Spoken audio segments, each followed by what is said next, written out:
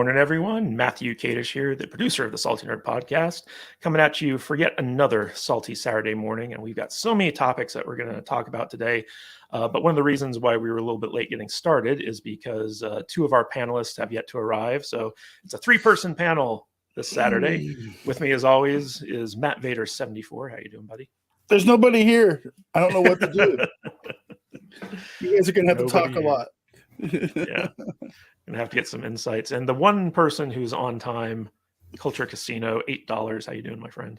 Yeah, $8 Culture Casino here. I'm pretty stoked. This is gonna be fun. I love hanging out with you guys. We got a ton of stuff to talk about. So yes, we do indeed. Yeah. But Brian from the Popcast is pulling his late entrance as usual. He usually comes on like literally 0.5 seconds before we go live. So we were kind of waiting for him to show up, but we haven't heard from him. We don't know if he's out of his turkey coma yet.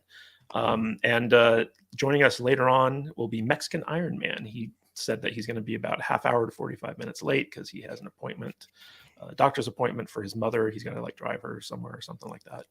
So we're looking forward to hearing from him.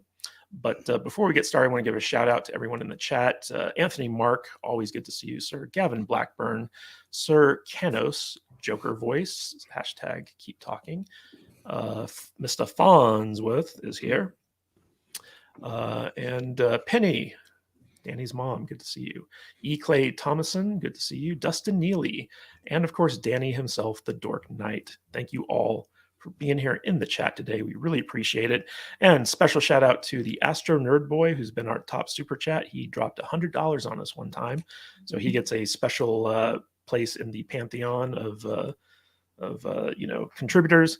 And Fluffy Panda is our highest per episode donator. They always drop multiple super chats every time we go live, so we really appreciate that. And of course, our top patron, who's been with us the longest at the highest tier, which is Backyard TARDIS. Really appreciate that. So we love all of the people who contribute to us. And as always, if you guys like the show and you want to support us, drop us a super chat. We will literally stop everything to talk about it. And speaking of which, we have our top super chat. One of our mods actually dropped us a super chat before the show even began. So Vader, you want to pull that one up for us? Yeah, give me 1 second here. There we go. Joker Voice for $10. Guardians of the Galaxy Holiday Special. Best thing to come out of Marvel post Endgame. Marvel done effed up. Now they will be starting the competition down the barrel of a gun. Wah, wah, wah. Keep talking. Yeah, I've been hearing really good things about the Guardians of the Galaxy Holiday Special. That was full James Gunn, who is now the head of DC Comics Productions over at Warner Brothers. So it'll be interesting to see how good it is. I really want to watch it. What do you guys think of Guardians of the Galaxy Holiday Special? I haven't watched it. I haven't seen it yet. Do you want to see it? Yeah, I do. I actually was planning on watching it at some point over the next day or two. It's going to be on there for a while, so I'm not in a rush. So you know how in the original Guardians of the Galaxy, there was this Kevin Bacon joke about dancing like Kevin Bacon. Yeah. So Kevin Bacon's actually in the holiday special as Kevin Bacon. He plays himself. Nice. And I believe that the show is Mantis-centric. It's really about Mantis. She's kind of like the main character of the show. So it'll be interesting to see like how it comes out. But Joker, we have a new feature here. So if you gave us a super chat, your name gets featured on the stream, just to celebrate those who actually support the show and do all the good stuff for us. I think Joker's going after Fluffy. Yeah, definitely. Yeah.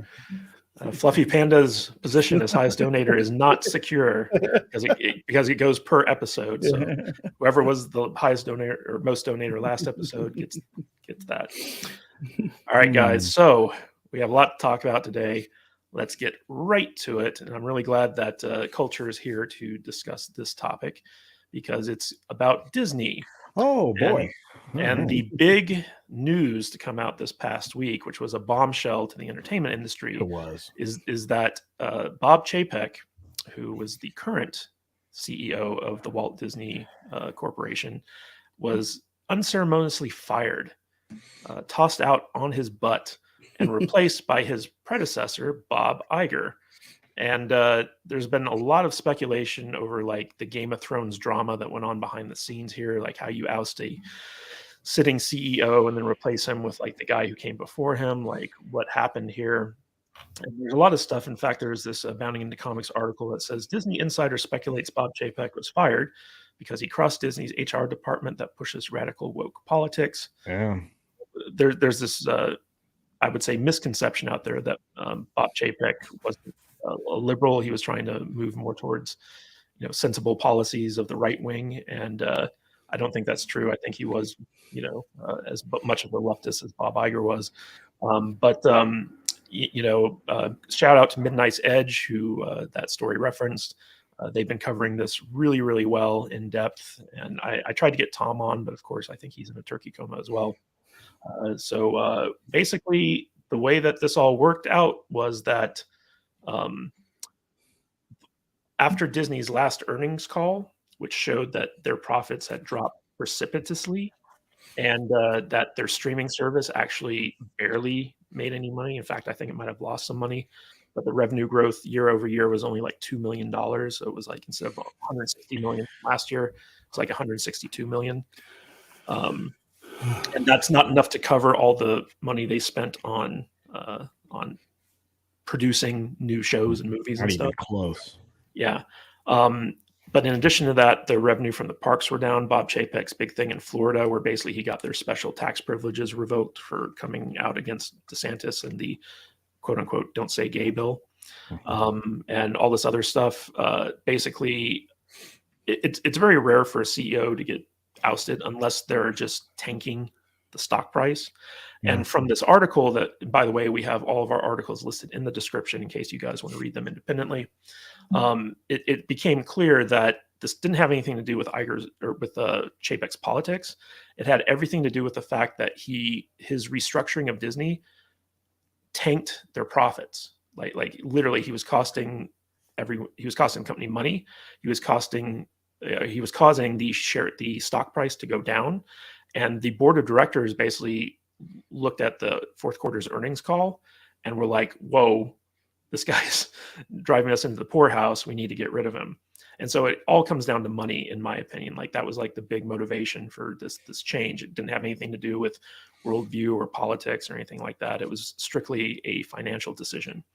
And so this article kind of outlines why they didn't go with like a new CEO and why they went back to Bob Iger. And Iger has been a outspoken person when it comes to criticizing Chapek's moves. And apparently the culture of Hollywood, the people who are the creative executives at Disney, who are in charge of making the movies, like Kevin Feige and Kathleen Kennedy and all these people, one of the things that Bob Chapek did that I didn't know about because I hadn't been paying much attention, but he created a new division of Disney, which took the financial control away from the creative executives and centralized it. And so the creative executives would have to go to this board. I forget the name of it, but it was like Disney's like media center or something like that. And they would have to beg for money for their project. They basically have to pitch their projects, and if the projects made sense, then they would dole out the money to the creative executives. Whereas in the past, the creative executives just got a budget and they were able to greenlight whatever it was they wanted. And so the culture of the Hollywood executives was really anti-Chapek because they didn't like how he was doing things.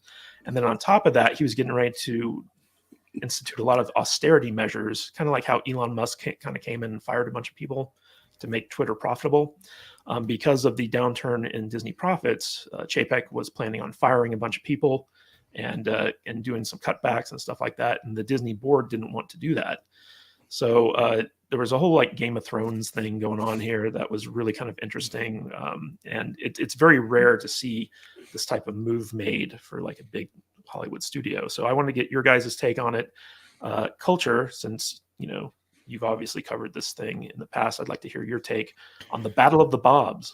Well, and what's funny is I was on the show that was referenced, everywhere. And usually when somebody with a level of authority speaks on a podcast, it's wise to just shut up and listen, And so I really do feel like that was the best move for everybody at that time, to just sit back and listen, because that conversation was very informative, but it was also not 100% accurate. And the financial aspect of it all is really, you did an excellent job explaining it. That's really where it all centered. Right. And as Joker Voice added to the chat, the Department of Distribution was headed by Kareem Daniels, who was considered to be Chapek's right-hand man. And and mind you, Chapek had only put this in place starting on January 10th, when you saw that letter from him come out. So for really less than 11 months, he was actually in charge of the company.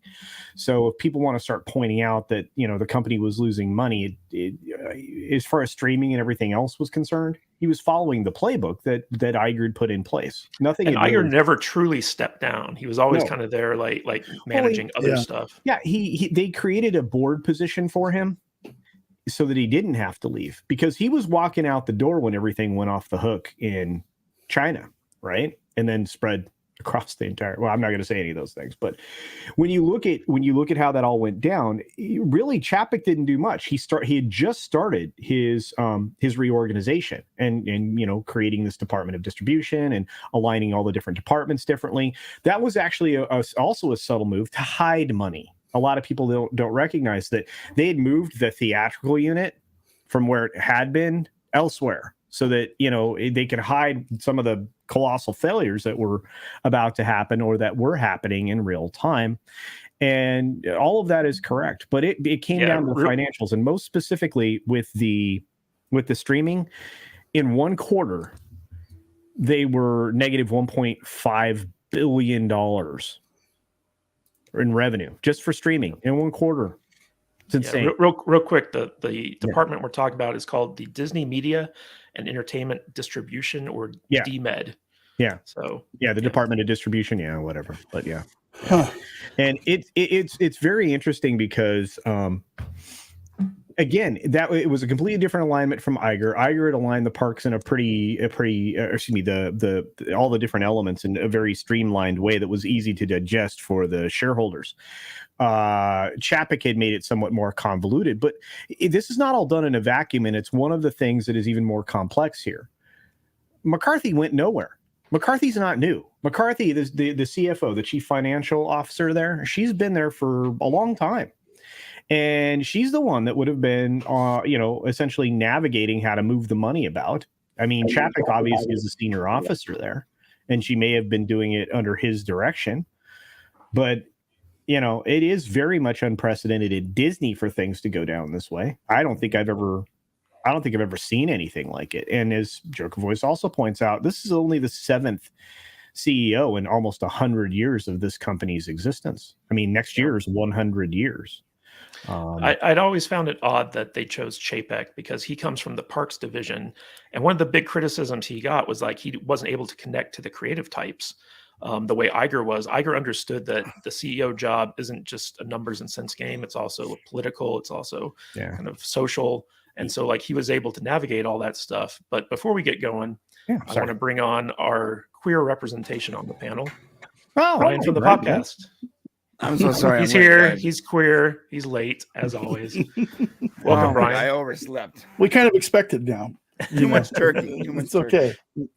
It's okay. Thank you for showing up. We were just talking about the Battle of the Bobs, the big shakeup over at Disney.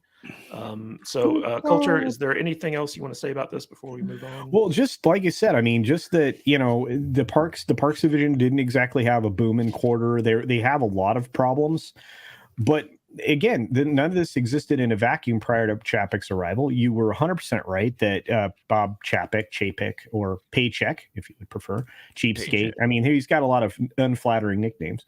But he was terrible for the parks division as well. So the fact that they put him in charge was a financial move, because he was considered to be a bean counter and not a creative. He also was a son of a bitch, which is why we ended up with the way the parks are looking in Florida right now. But anyway.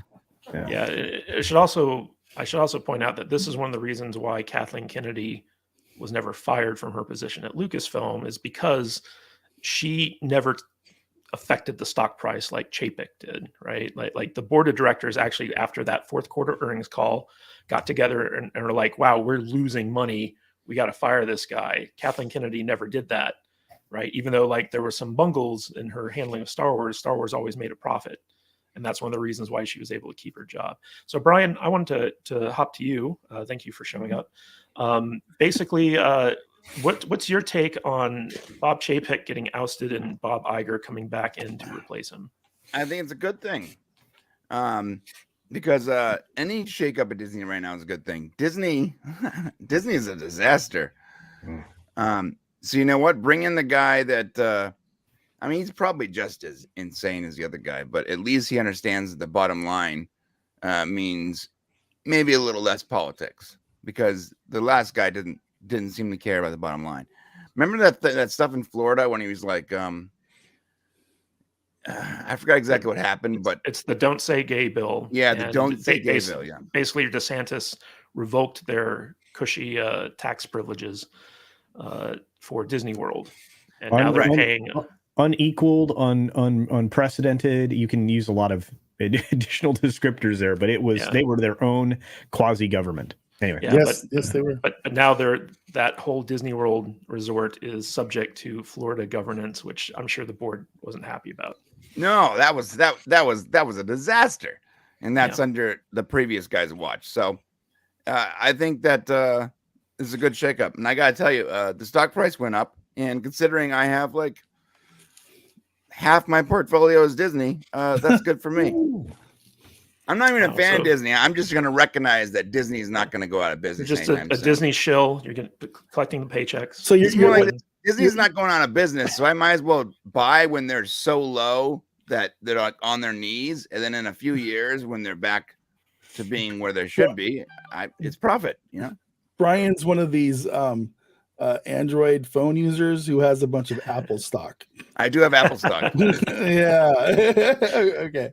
And I hate iPhones. I would never use an iPhone. I hate iPhones too. iPhones are terrible. Real quick, we got a super sticker from Mr. Gavin Blackburn for 0.99 pounds. Thank you, sir. Always appreciate your super stickers. So Brian, do you think that this had anything to do with Chapek's anti-woke agenda, quote unquote? I think that because of his woke agenda, I don't think Chapek came back because he's anti-woke. I think that the other guy, I'm sorry, Iger. back that up. Yeah, I get it mixed up too, Brian. It's okay. Yeah, I think that because of his woke agenda, the stock price is low. They're losing a lot of money, and so other Bob has to come back. I don't think it's because of I think it's because of his agenda and his going overboard to push said agenda that they've been struggling. I think they're both kind of like lefty lib woke dudes, but I think Iger is a little more sensible when it comes to pushing his agenda. You know what I mean? I think he's more sensitive to the stock price. Chapek's just he's gonna burn it all down and get his message out, and that's not good for the bottom line. Hence, he's gone. I think that's in the end is kind of how it plays out. I believe that too. Yeah. Plus, he had a bad run of it. He made bad decisions. Yeah.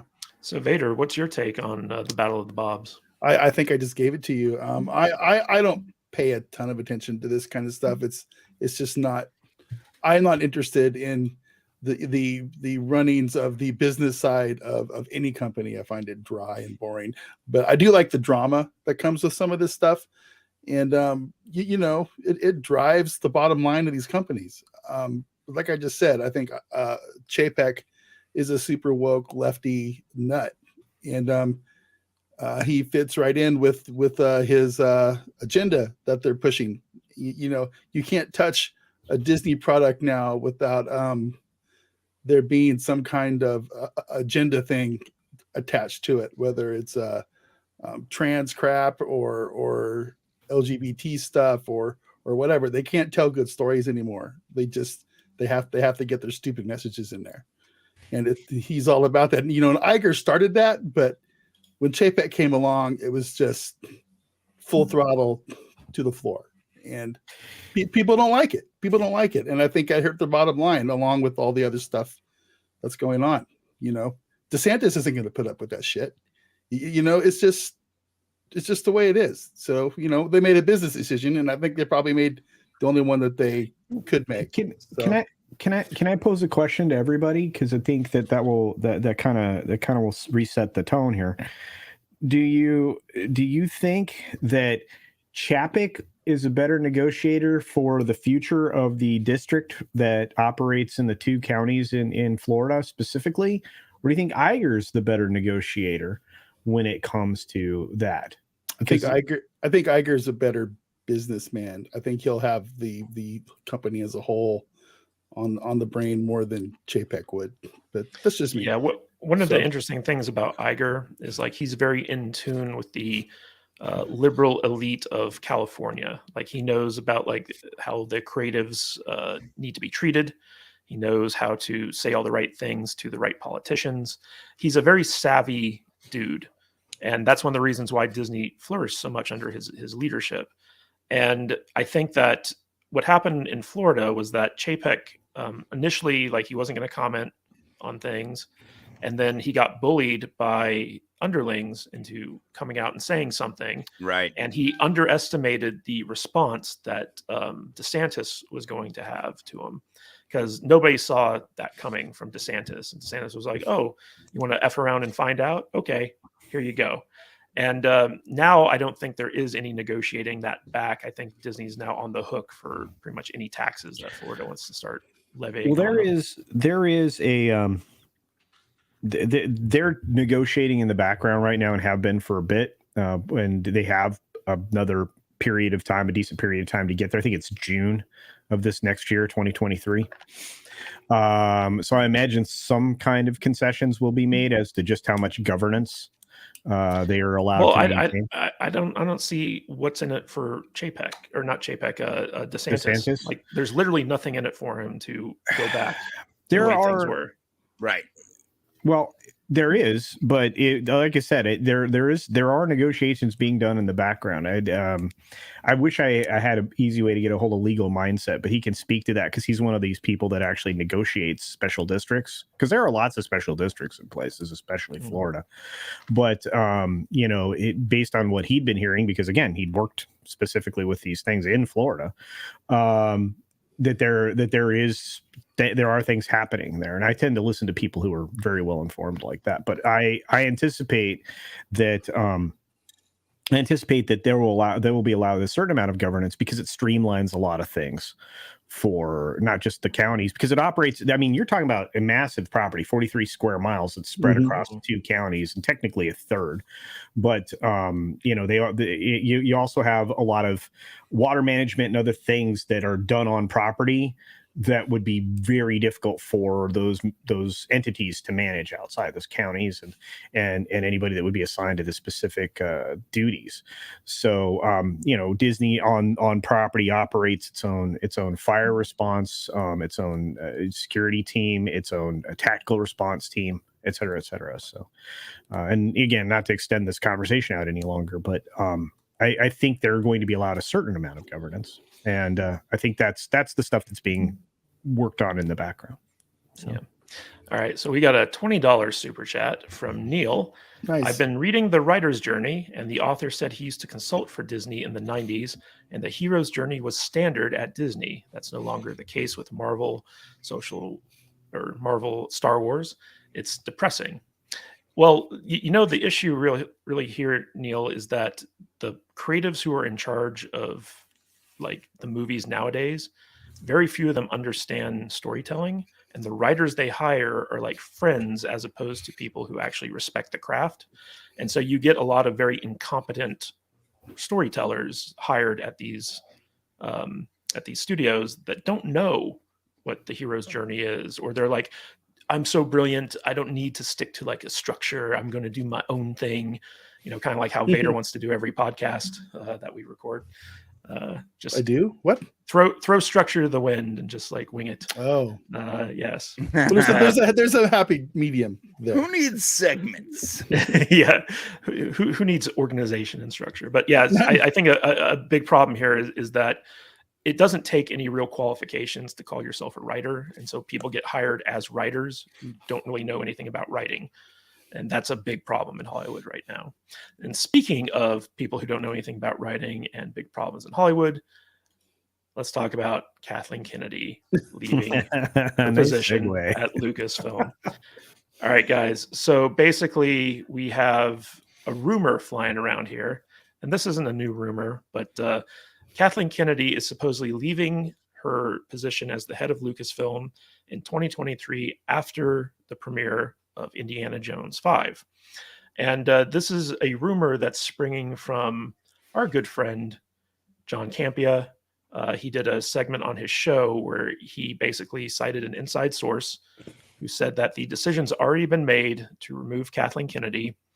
And again, we have all the links to this stuff in the description.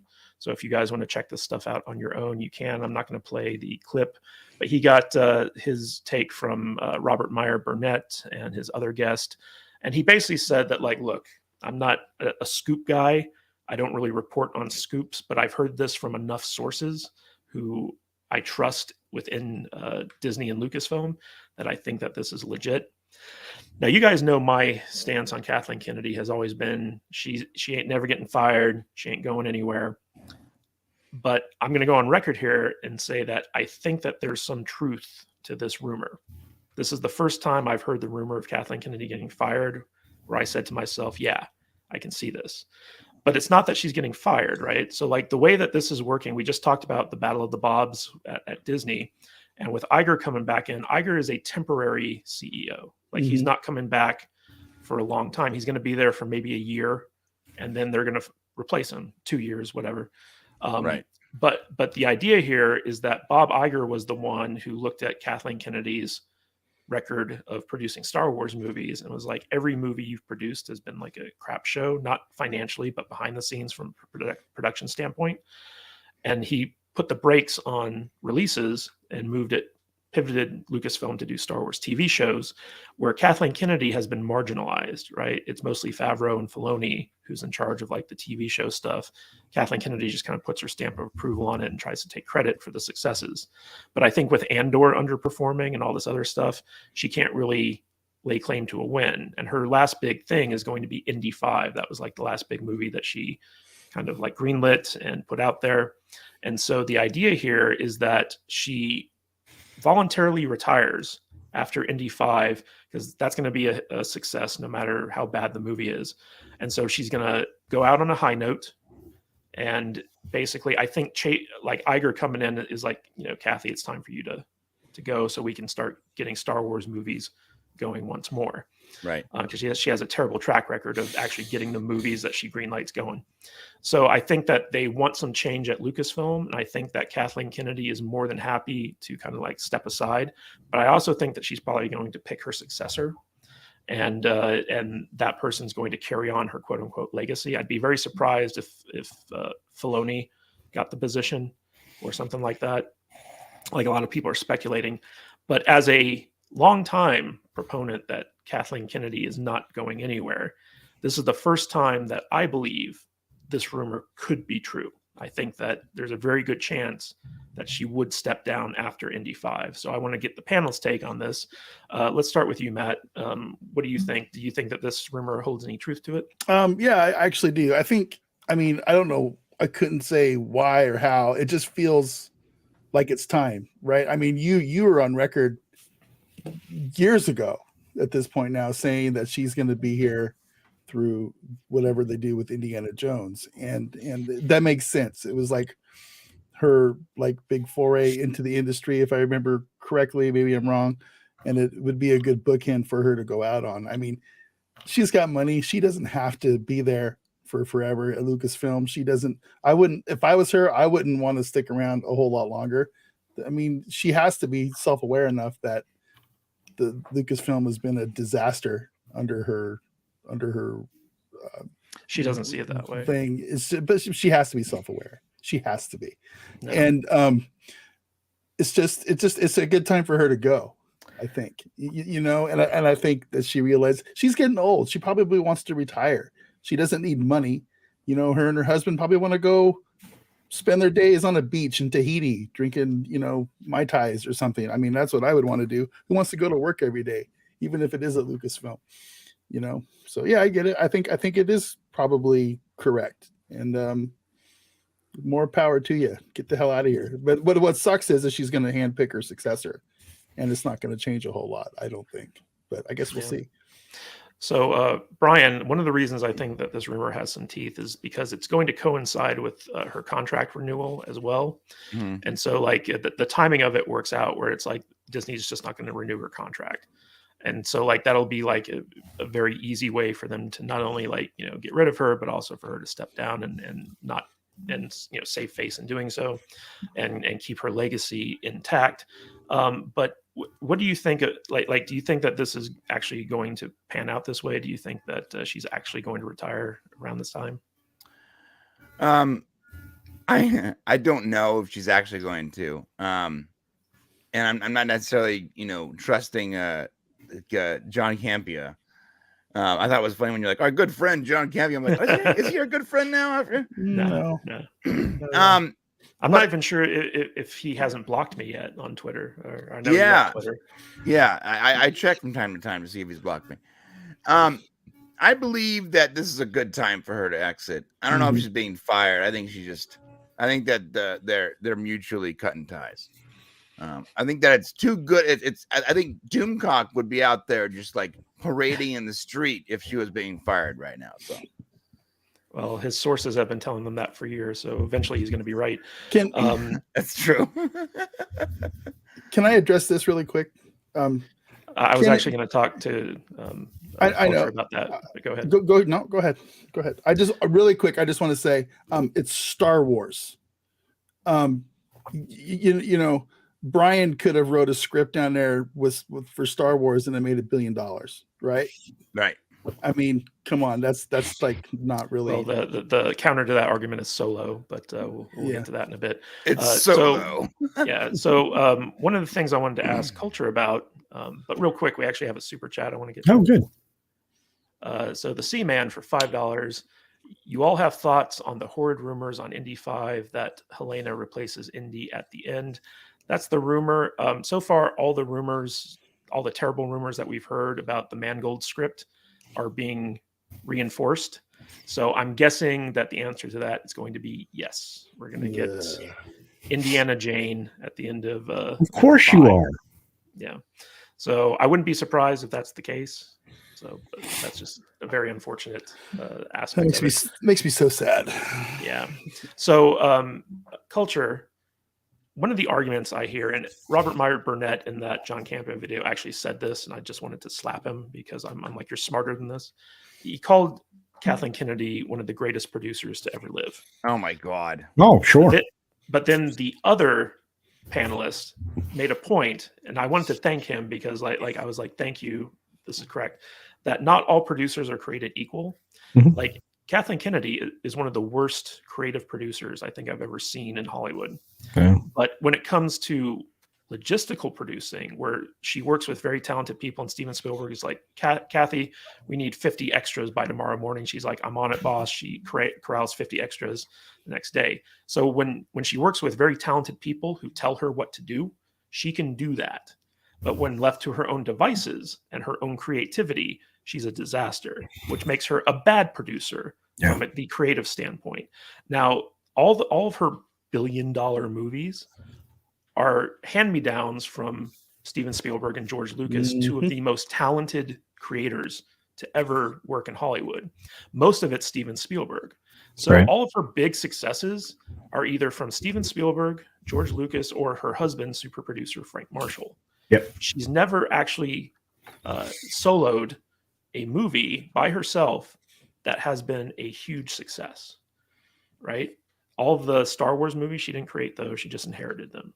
So I wanted to get your take on this. How does someone who is a terrible producer survive for so long in such a big position of power?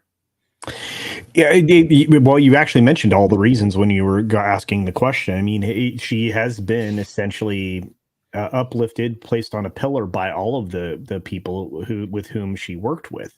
She is thought of quite highly, or is held in high regard for that very reason. And in Hollywood, courtesy of a movement that, propelled women to the forefront, she's been, she was essentially held up as like the most powerful thing there. But she does, it's often brought up that she knows where, all the bones are buried, et cetera, et cetera. But and every time that she's been handed a project that it would be somewhat new in any kind of a sphere, it is fallen apart. She's also, as you mentioned, she's terrible when it comes to the creative side, the decision-making side, creatively. You can look at a line of directors that have been hired for her projects ever since she's been in charge of Lucasfilm. And that is, she's fired more directors than she's made films. I think the factor is almost 3-1 now. So she's not exactly had a good history there.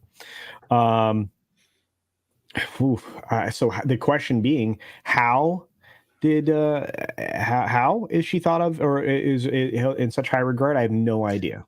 If I were going to, like I said, the only thing to speculate on is that essentially she's just been a part of so many super successful works that, people think that it's just going to rub off on whatever they're doing. That honestly, it's the only reason I can see why she's kept her job. And she was, she doesn't really have an inline successor. And I just wanted to add that with the stepping down or the demotion of Michelle Rejwan, there's no clear indication of who would take her place. Can you think of a mind that would be there to take her place?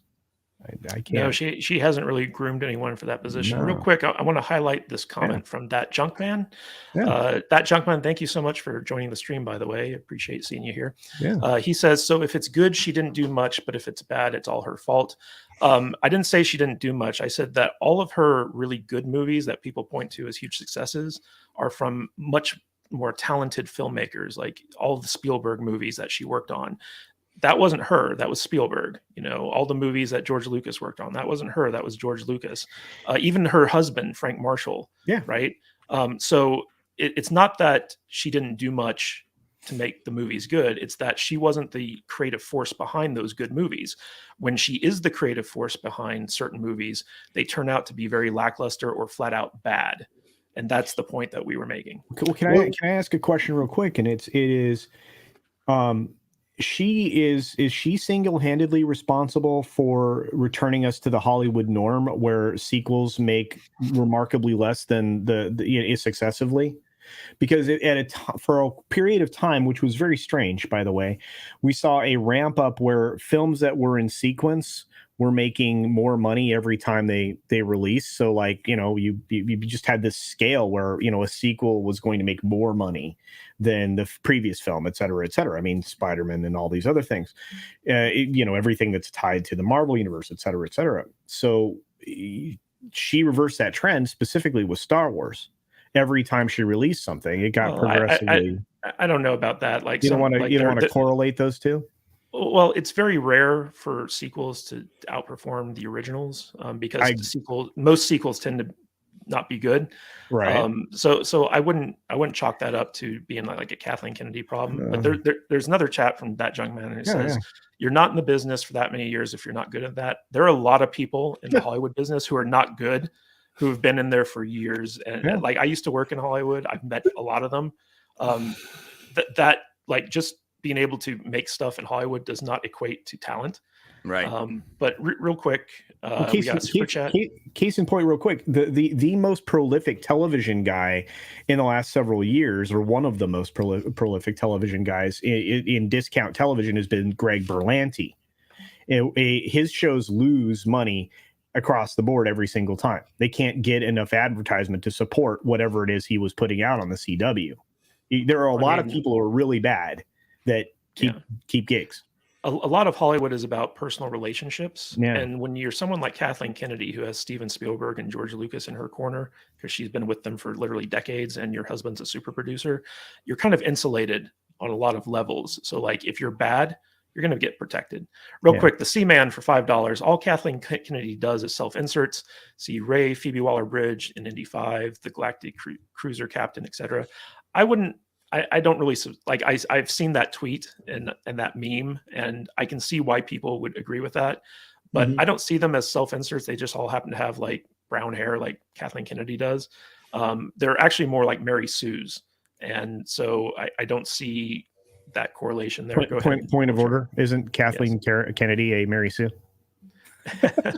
No, because she's not perfect at everything. Are you sure? So, it just sounds like pretty sure she's terrible at a lot of stuff. All right. Okay. And then, yes, Mr. Tickle Trunk for $5. Kathleen Kennedy is like a high-level mechanic that worked for the best manufacturer, but doesn't know how to design, build, paint, or even drive a car. That is an apt analogy, my friend. Thank you, Mr. Tickle Trunk, for that. I make the analogy that Kathleen Kennedy is a lot like me, whereas I hang around the Salty Nerd podcast and I sponge off of all the talent that Matthew Kadish has and works really hard at every week. You know, I mean, I'm not ignorant to that fact, and I don't think Kathleen Kennedy is either. So you know, it's just the way it is. You know, a lot of people fail upwards. It's very common in Hollywood, I believe, just like it is down here on the Las Vegas Strip. You know, failing upwards is not hard to do. So yeah, I've done a lot of producing in my time, whether it be in film school or in Hollywood. You know, nothing big, nothing on like multi-million-dollar level, but like I've produced like short films and stuff like that. And it is so much freaking work, especially like if it's just you. And I think a lot of these people who get to an executive position where they aren't on the ground, like getting their hands dirty in the production end of things.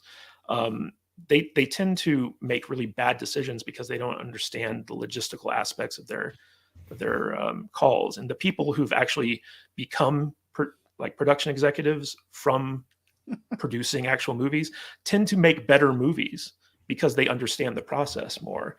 And I don't think Kathleen Kennedy, I think that she was really good at taking orders and executing stuff as a minion for Spielberg, as opposed to being someone who on her own was able to actually produce a film. And if you look at her early Star Wars stuff, like her strategy coming into the head of Lucasfilm was to hire talented young filmmakers and leave them alone and let them do their thing without any guidance or structure. Yeah. And that caused her so much problems.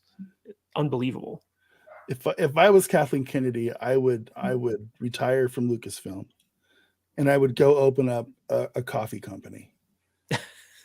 Because she makes a hell of a cup of coffee. She makes a great cup of coffee. She could be like the Martha Stewart of the coffee world. That's what I would do if I was her. So yeah. I want to just really quick bring this one up. I'll do this one for free. Matt Vader, the best member of the Salty Nerd podcast. This is true. Thank you, Neil. You've made a friend. You've made a friend today. So yes. That $20 that Neil dropped went a long way towards Matt Vader's ego. It's about time somebody stroked my ego around here for a change and not yours. Yes. All right. So that was our little segment on Kathleen Kennedy. So just real quick, going around the panel here. Do you think she's out after Indy 5, Matt Vader? What do you think? You know, it makes sense. I do really kind of think she's going to probably bail. If she doesn't, I won't be surprised either. But I kind of feel like it would be a good bookend for her to go out on, you know, and then she can go out and they'll probably give her every lifetime achievement award in Hollywood, and she'll be the greatest thing ever made. But you know, at least she won't be there anymore. So yeah, I kind of feel like she's going to go out while she has some time to still enjoy retirement. So yeah, I get it. All right. Culture, $8. What do you think? Is she out at the end of Indy 5 or no? Oh yeah. Yeah. I mean, this is something that I think has been said for quite some time, going back to 2019, that after Indy 5, she was going to exit. Lots of time has passed because of many different factors. So she's not getting any younger. Disney's already been caught with their pants down as far as a line of succession for their various positions. So yeah, I would say that. And again, as we get closer and closer to our actual retirement, I think Matt both said that you're going to see a collection of trophies start to stack up, because that's when you get all your lifetime achievement bologna sauce. And she's already collected one with George in partnership, which is insane, because I'm like, in what partnership? I'm not even going to go. I'm just irritated. So real quick, or that junk man, do you mean after Indy 5 in 2023, or when her deal is up in 2024? I think that they're going to announce her departure in 2023, and then they're just not going to renew her deal when it comes up for renewal. Brian from the Popcast, do you think there's anything to this rumor, and will Kathleen Kennedy actually step down? I believe she will step down, and I believe that this whole shakeup with Disney right now is a big part of it. It's funny how a lot of these companies are starting to lose money, and then all of a sudden there's shakeups, right? Dave the Axeman comes in, people start getting fired. Kathleen Kennedy's leaving. Bob's taking over. And it's not just in the entertainment industry. It's across all these like companies that have been pushing the woke agenda for these last like 4 or 5 years are starting to make big, giant shakeups in their company, because not just COVID wrecked them, but COVID did wreck them. And now they're not falling back on their normal upswing, because they've lost the trust of their fans and their customers. And so they're starting to make major changes, and that's capitalism, baby. It's going to happen every time. The free market is going to eventually determine that bad ideas go the way of the dinosaur, at least for a while, until they're making money again, and they can go, wait, so maybe let's start pushing this again. The pendulum's always going to swing that way.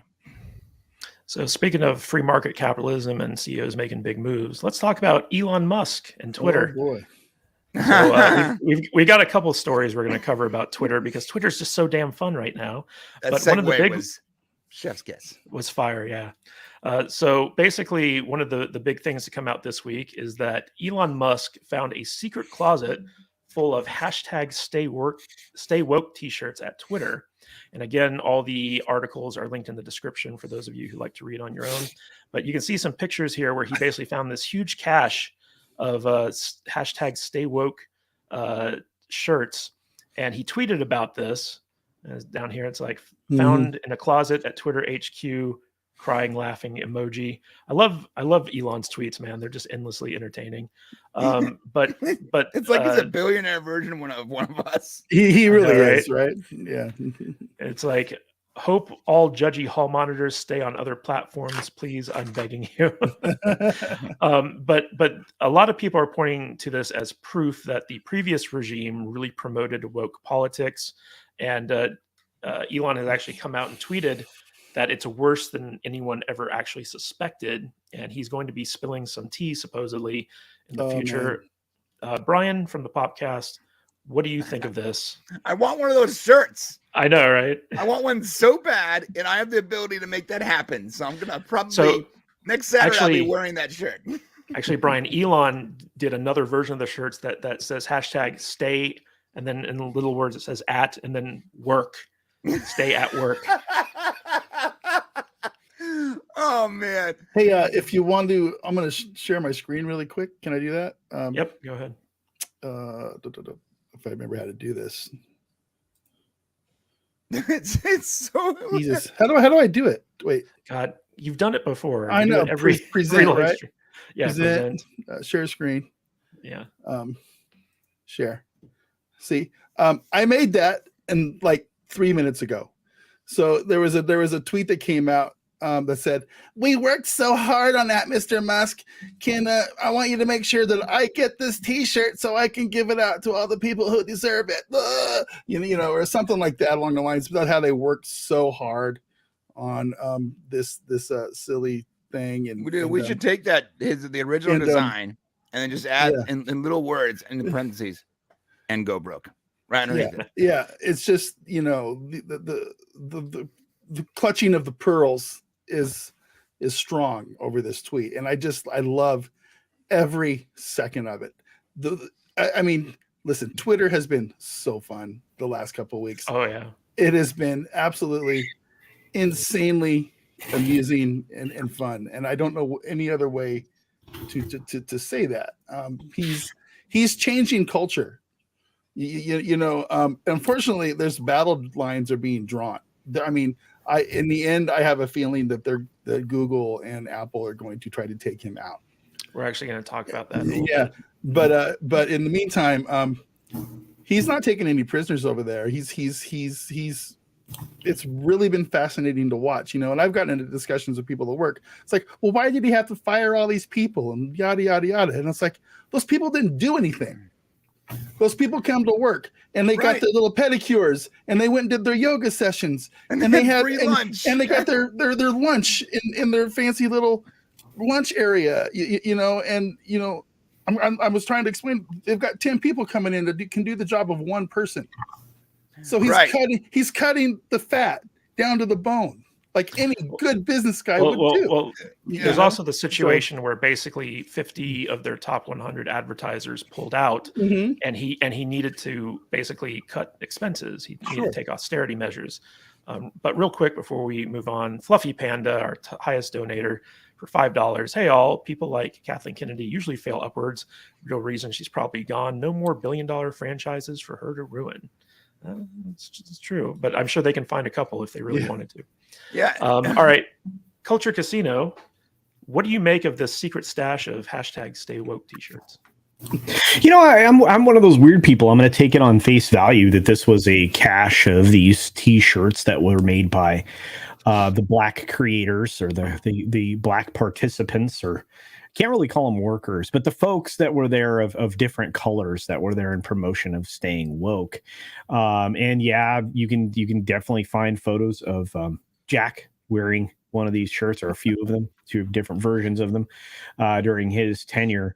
It's interesting to me though, they were hidden away because and correct me if I'm wrong, but I'm almost certain they actually have a pretty decent sized merch store within their corporate headquarters. A lot of the tech firms do that, to promote the culture and, obviously wearing the gear, right. And a lot of people, are going to take that as like, oh yeah, that's like it's like you get those t-shirts that cost are like $5, or whatever. And, so yeah, what I think is funny though is just how much mileage Elon got out of it. Because normally, I release a t-shirt like that. I get and again, it does. I know that my follower count's nowhere near Elon's, but it's just how much ride that thing got, because it didn't just ride his tweet. It rode tweets everywhere abroad from everybody retweeting, quote tweeting. It was insane. And it's still going. We're still talking about it how many days later? And this is the cultural impact that a dude like Elon or many of these other people said that that just it's mind-boggling. He should have sold the shirts. He should have sold the shirts. Yeah. He would have sold it to people who would never wear them. Just frame it. Yeah. I would have bought one and would have framed it. It would have been brilliant. Yeah. Well, what I replied to his tweet and I said, you need to autograph them and send them to John Cusack and Keith Olbermann. That's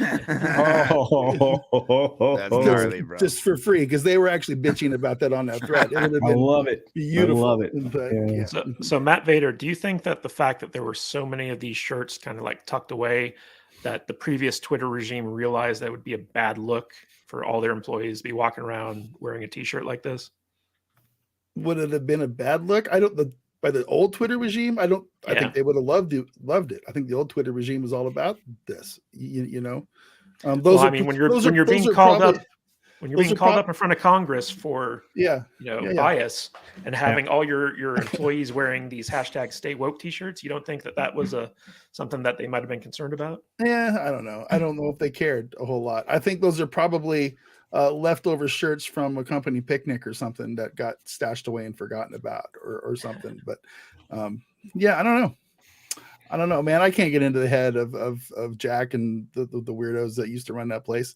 I'm here for what's going on now. It's just, I've been on Twitter for, I don't know how long, 13 years now or something like that. it's been a slog the entire time. It's taken me years to get the small little following I have, and watching Twitter explode in the last couple weeks. I mean, we're getting more interaction, more activity, more. It's more fun now than it ever has been that I can remember, and it just is what it is, you know. Yeah, speaking of engagement, for some reason, I'm all of a sudden getting a lot more engagement. Like, Yeah, me too. I got like, I'm getting like 50 to 100 notifications a day. I'm seeing that, and I'm not used to that, guys. Like, I think followers are actually seeing your tweets in their home Yeah. feed for a change, because normally you have to switch to, like, recent tweets in order to see everyone's tweets. right. But now I think that when they're pulling back all the shadow bans and stuff, people are actually seeing the people that they follow for a change. My question is, doesn't everybody just look at recents? I mean, I live in only one path. Like, oh yeah, most people don't know you can change it. Most Yeah. people Oh don't no. know. Yeah. I live. That's where I live, man. And then and then I check my Menchies. And that's it. I actually switch between the two because sometimes the home feed algorithm will highlight stuff that I missed that I really enjoy, like, commenting on and seeing people. So, yeah. I just real quick, we got a message from our other panelist, Mexican Iron Man, for $20. My computer took a dump and I can't get my mic or camera to work. Been trying for 30 minutes. Well, just hop on whenever you can, buddy. We'll be here. Tony Stark did it in a cave with scraps. Yeah, what's wrong, man? What's wrong with you? I've been waiting for that line for a long time. Yeah. All right. So now that we're on the topic of Twitter, let's talk about the big news this week, which is the mass amnesty that Elon Musk has promised. Yeah. So for those of you who don't know, Elon Musk put out a Twitter poll asking if he should unban all the accounts that have been banned. And basically, democracy spoke, and everyone said, yes, let them all back. And so basically, with a few exceptions, so like if you broke the law, advocated violence, or were like a confirmed spammer, all that aside, if your account has been banned, they're going to reinstate it. Just blanket, like everyone comes back all at the same time. And this not only has triggered the mainstream media to extremes I've never seen since Trump, became president.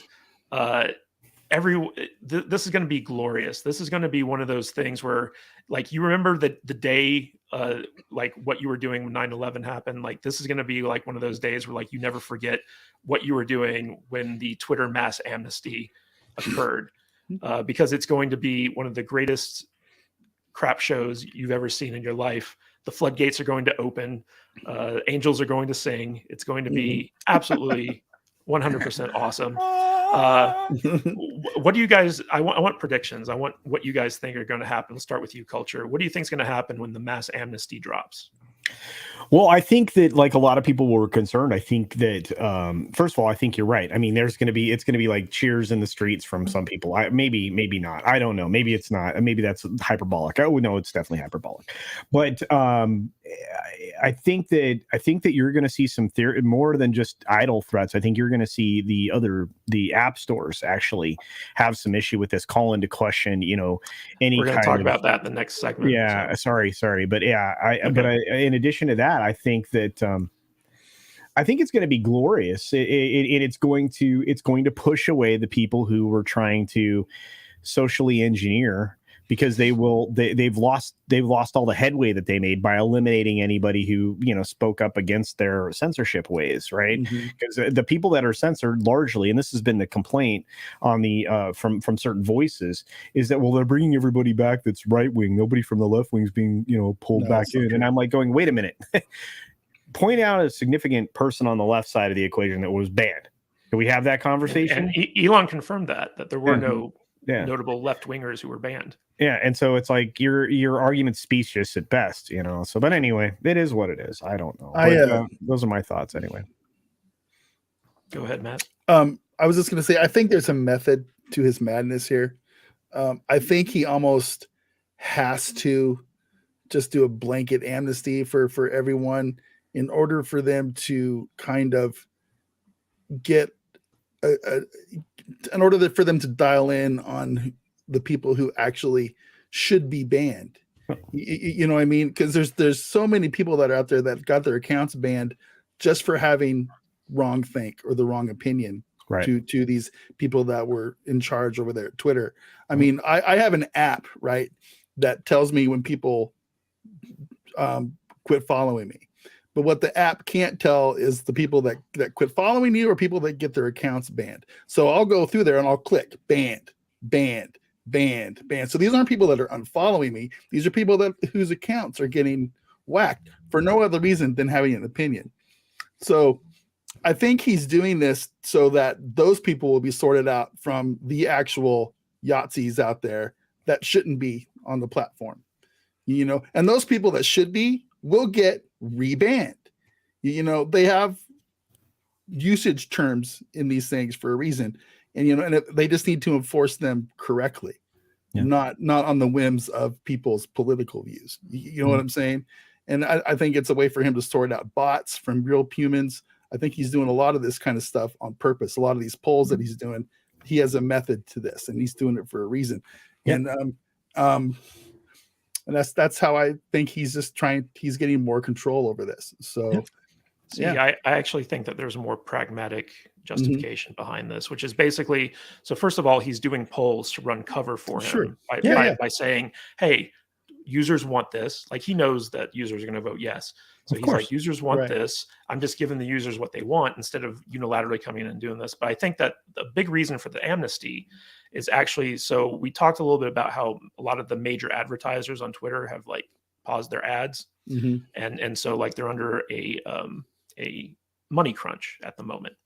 Now, the reason Twitter is worth $44 billion is because of the user base. And that's one of the reasons why all these Twitter alternatives haven't taken off. It's because like people like using Twitter. And so when you have that user base, that's what brings the app value. So what he's doing here by unbanning a lot of people is he's resurrecting the value that the previous regime got rid of. So he's actually bringing more people onto the platform by doing this blanket unbanning, and therefore raising the value of the app to attract new advertisers to make up for the ones that he's losing. And so like, I think that it's a very shrewd business move on Elon's part to reinstate all these accounts. And I'm hoping, Brian, you know, it's funny because like I used to follow a lot of people on Twitter that got banned, and I kind of missed their tweets. Cameron Pasha is a big one. I DM'd Cameron on Facebook where he migrated to. I was like, dude, are you going to come back to Twitter? And he's like, I don't know. It depends on, you know, if my accounts actually get unbanned or not. But I'm looking forward to actually seeing a lot of these accounts that I used to follow that got nuked. What about you? And do you think that this also has a lot to do with the increased engagement that we're seeing on Twitter right now? Yeah, I'm seeing a lot of people that I've been following for years, like old school YouTubers that just left Twitter. And it's weird because when you leave Twitter, like there's no explanation. I didn't even know they were banned. I didn't know they were banned. I didn't know that something nefarious had happened. Carl Benjamin, I didn't know that he had gotten banned from Twitter. Like he came back. Right. And the weirdest thing is it just happens and there's no explanation. So from our perspective, well, our favorite people online just stopped being online. And that is the nefarious part of this. Like, consider this for a moment. Just completely shadow banning someone. Shadow banning is the most it's awful, ridiculous, outrageous thing you could do to someone, because someone's just literally screaming into a void, basically. And that is absolutely outrageous. But when you ban someone, when these companies ban someone, they're not just deplatforming, they're actually removing their ability to do business and to like communicate with people, and with no explanation. So from our perspective, it looks like they just left and they just they stopped creating or they stopped whatever. And the worst part about that is now being sort of blackpilled into realizing how much Twitter was social engineering for the last 5 years is insane. They were curating what you have been allowed to hear, listen to, and watch for 5+ years. And now that the floodgates are being opened and you're realizing how many people they were just deleted from the system is oh man, it is actually maddening. I wasn't a massive, my brother loves Elon Musk. I wasn't a massive fan of Elon Musk. I was like, yeah, seems like a smart guy. That was it. And now I'm like, and who knows? I still don't even know if he's a smart guy. But I'll tell you this: what he's doing right now, whether you agree with it or not, is good for humanity. Mm-hmm. You are breaking up this tech monopoly where they have gone out of their way. They've gone out of their way to use a few people to use their political biases to social engineer an entire generation. And does that sound like some kind of conspiracy theory? Well, it does sound that way because that's what they want you to think. They want you to think that's a conspiracy theory. But in reality, when you shadow ban, when you silence, when you throttle post, when you control what people are saying based on their safety, you are social engineering that entire group. And when you own 99.9% of the market share, these 3 or 4 companies, and they all are lockstep in pushing the same narrative and throttling another narrative, then you are effectively engineering an entire generation of people. And that is so like terrifying to me. Mm-hmm. And I didn't even see how bad it was until Elon was like, I'm just going to buy Twitter. You know? And when he bought Twitter, and all of a sudden you're like, oh snap. Wait a minute. So they're all in cahoots. And now you hear about this Apple and Android saying, we might remove them from our platform. We're going to talk about that. Oh my God. That's the most terrifying. 2 companies. I think we've been trying to segue to that for 10 minutes now. But let's do this. Let's do this super chat here really quick. Yeah. Yes, Mr. Tickle Trunk for $5 Canadian. Grandpa, well, Twitter only had enough engineers to run it for one more night, but it miraculously kept going. That's why we burn a Tesla every November 17th. Fire it up. Fire it up. There's still a Tesla in orbit, isn't there? Before we pivot to the next topic, I just want to ask really quick. Do you guys remember that tweet that came out? And I don't remember who it was, where the guy just asked Elon to like, maybe you should just buy Twitter. Yeah. And Twitter and Elon responded, hey, that might be a good idea. Do you think that was the spark? I think it was. Do you really think that was, or was it something that Elon was thinking about, or was that tweet like the spark that the shot heard around the world? No, and we need to find that tweet. We need to find that guy, and we need to just quote thank him.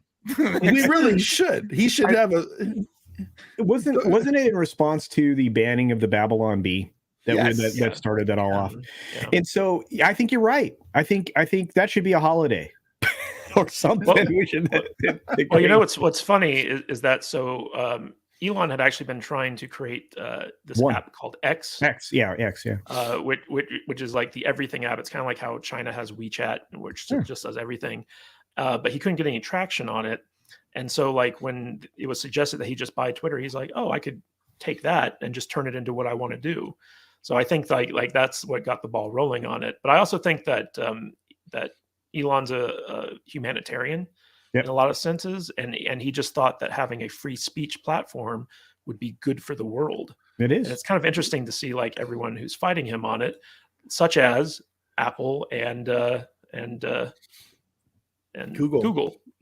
So we have this segue, not as top tier as the previous one. So. We have this story here. Elon Musk says he'd consider an alternative phone if Twitter is booted from Apple and Google app stores. Now, this rumor that Twitter is going to be deplatformed by the app stores got started because with the mass amnesty stuff that we just talked about, a lot of the lefties are like, oh, it's going to be hate speech and you've deplatformed or removed apps for hate speech before, which means that Apple and Google are going to remove Twitter from their app stores.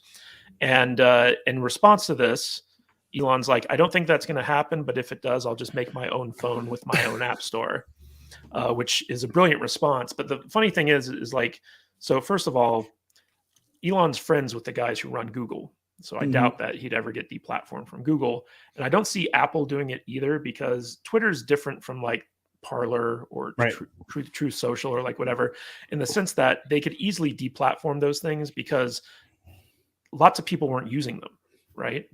But because of Twitter's user base, like it's in the hundreds of millions, right?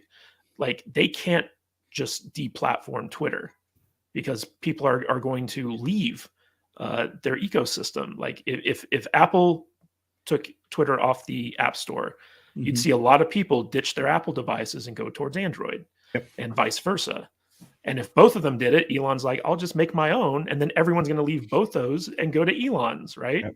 So it's kind of like a catch-22 scenario for big tech. And I think that this is actually just another one of those Twitter's dead rumors that the left has been trying to, propagate. I don't think that there's actually any danger that Twitter is going to be deplatformed by Apple or Google. But I want to get your guys' thoughts on this. Brian from the podcast, let's start with you. Do you think that this is a legitimate concern? It's outrageous. I'm sorry. Two companies having 98% of the market share of the smartphone, of mobile, having the ability to remove someone's ability to do business is insane. Like that, I think it's illegal. I think it's illegal.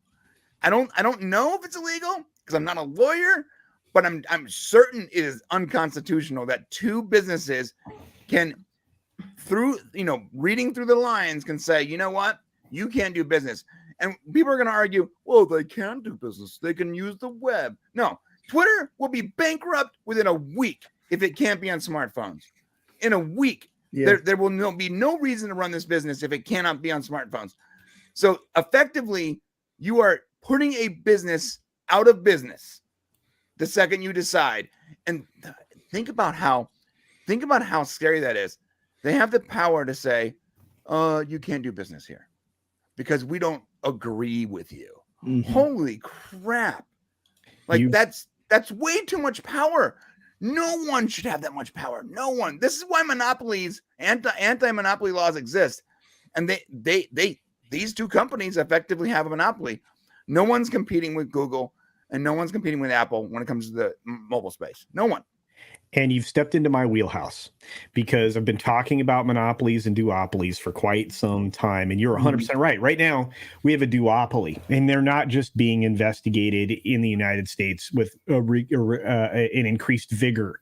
The UK just put out their recent statement that they're doing essentially a comparative market analysis of what's happening there with what the difference between the US and there is that they have the teeth to actually enforce and essentially make forced compliance for these companies to come in line in the marketplace. Because right now, between the two companies in the UK specifically, their app stores, browsers, everything, they dominate the market they are 93% to 7%.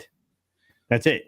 They control 93% of the market in the UK. And those numbers are very similar globally, outside of China and some other Asian countries. But for the most part, those two entities control far too much. They are at risk of being broken up if they do not change their monopolistic practices on their app stores. Mm-hmm. And again, I mean, Elon pointed out just a few days ago, and this is in line with the conversation we're having now, that there is a secret 30% tax on everything that you buy through an iDevice, an Apple device. Yep. Right. I'm sorry. Yeah. Think about that for a minute too. Like, oh, you want to do business in this space? It's going to cost you 30%. Yep. That's ridiculous. That's ridiculous. And if there was only one marketplace, like let's say Amazon, who is the biggest retailer on the internet, right? But there's other places you can sell. There's Etsy and there's Store Envy and there's Bonanza and there's a lot of other marketplaces. So what if you go mixed teas? Shameless plug. But what if you go like this? What if only Amazon existed?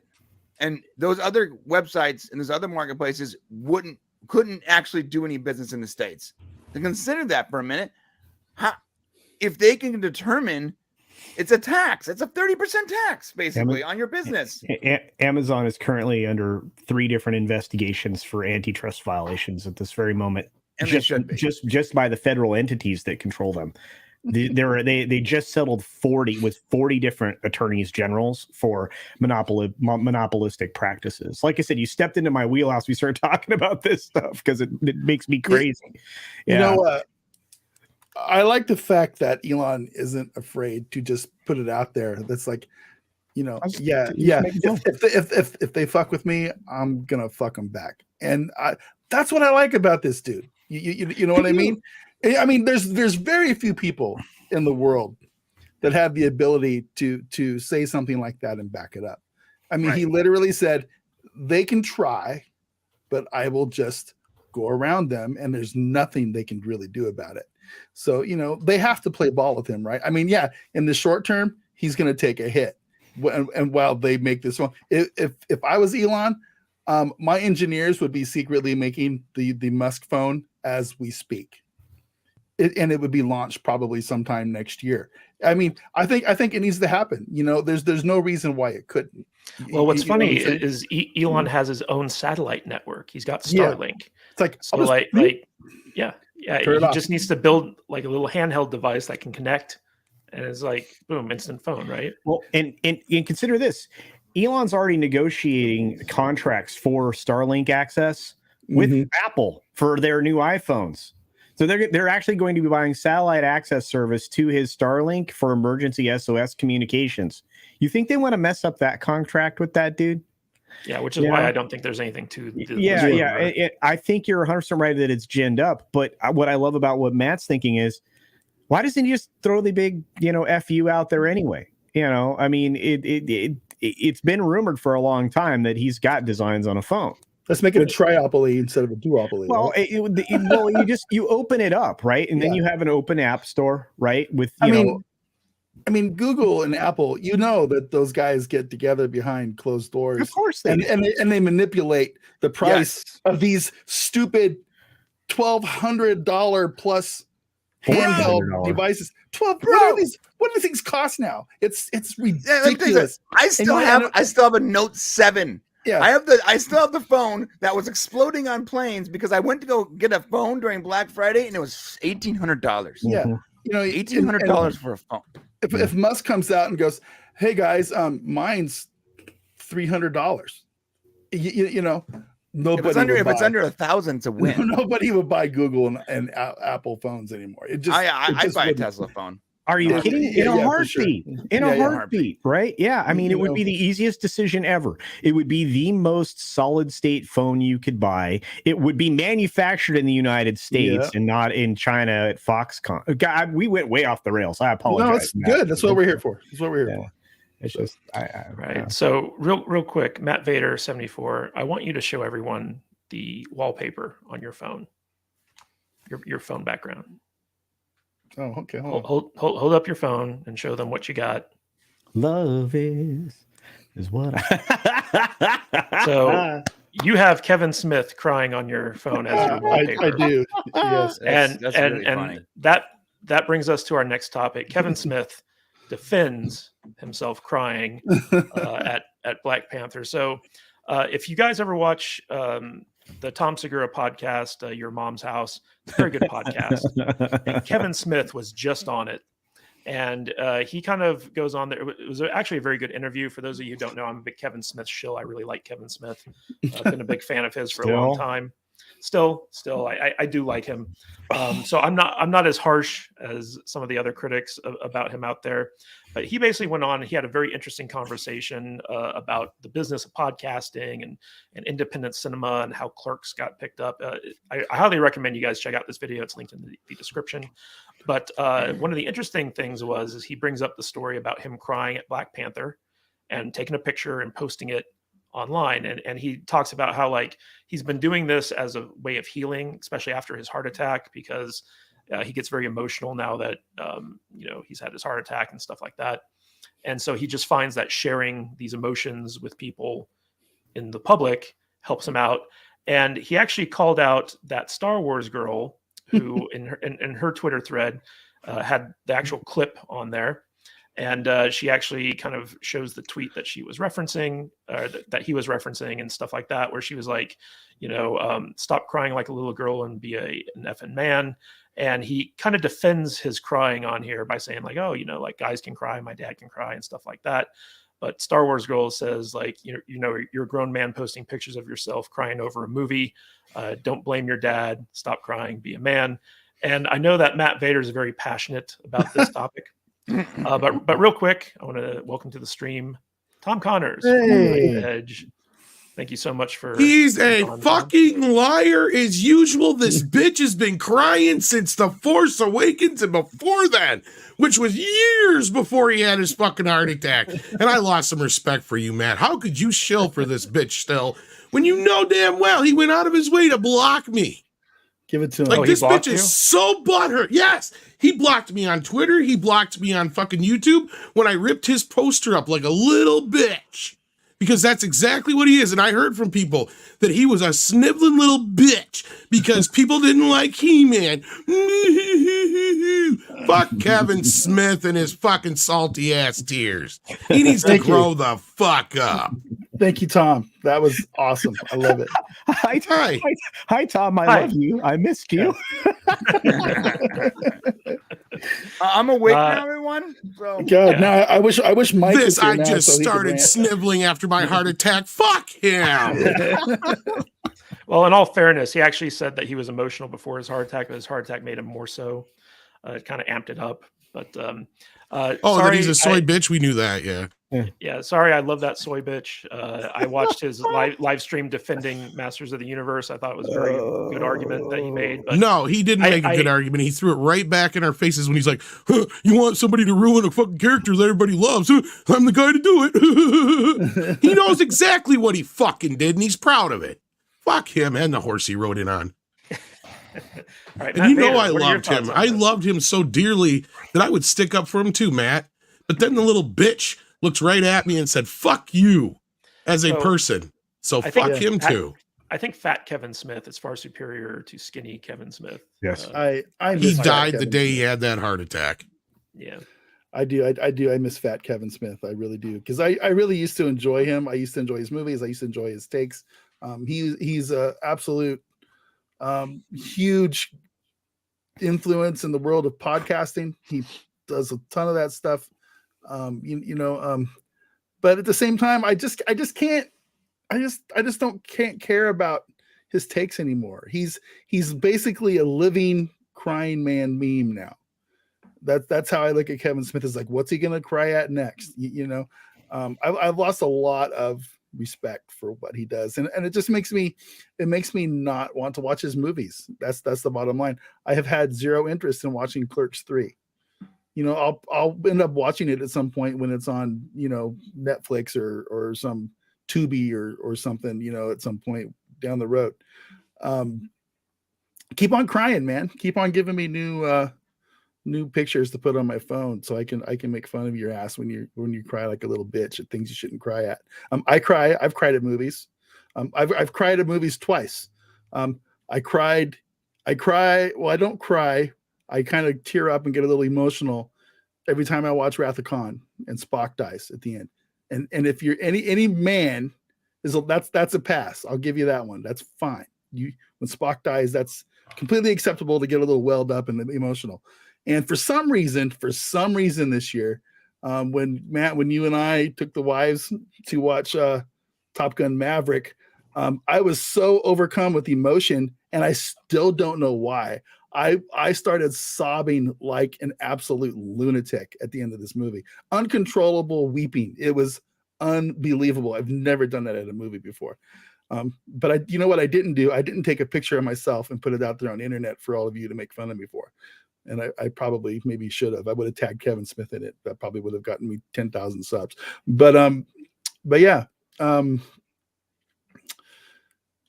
Quit crying, man. Quit crying. Just make good movies. So I don't know what else to say. Whiskey Jack has a question for you. Will you cry when he puts the eye patch on for 2 pounds? This is a callback to our most recent The Thing episode with what would you do gay stuff with for Kurt Russell? Right? And you're like, Oh, I'd God. go gay for Snake Plissken, but only if he wears the eye patch. I had way too much to drink that day. So there's, to me, Kevin Smith is a certain amount of a fraud. Yeah. And he probably has been the entire time. And again, it goes back to some of what Gary says and some of what Tom says about these guys being professional liars, adult pretenders, whatever you want to call them. Because he's an actor, director, whatever. That's what they do. Everything they do is fake. But the selfies of the crying is self-aggrandizing. It's self-promotion. It's the worst kind of narcissism, in my opinion, and I've always disregarded or set him aside. Well before Tom did. I've always set him aside because I'm like, this guy is just, he's in it for himself 100%. It's as much as he likes to claim to have been a nerd, a geek, whatever, one of us, somebody who was anti-establishment, at least you guys are all catching up to where I was, and outside of a very limited number of his films, I always felt like it's like, well, this film was for this guy. This is all this film is for, and to me, that level of selfishness is not appealing. And I mean, you're talking about the ultimate selfish or self. Gosh, it's just so self-involved to like be like, oh, I just saw the best movie I've ever seen. That's like, yeah. I mean, it's just, it's terrible. And I'm with Vader, man. I cry for a handful of films, but you know what? I don't take a picture of doing it. Can I tell you guys, if you guys haven't seen the movie, the short film on Apple TV called Blush, and if you've seen that and you didn't at the very least tear up a little bit, then you're an empty human being. I actually try to avoid. I'm sorry, Matt. I actually try to avoid movies that make me emotional. Well, here's the thing about movies. I don't like to feel that way in a movie. It depends, right? Like I watched the Guardians of the Galaxy holiday special, and it did get me to well up just a little bit, not quite squirt a tear, but the second film, Afterlife with Iger. The ending of Ghostbusters Afterlife got me a bit emotional. I didn't cry per se, but it's okay to cry once in a while. It's not what I'm saying.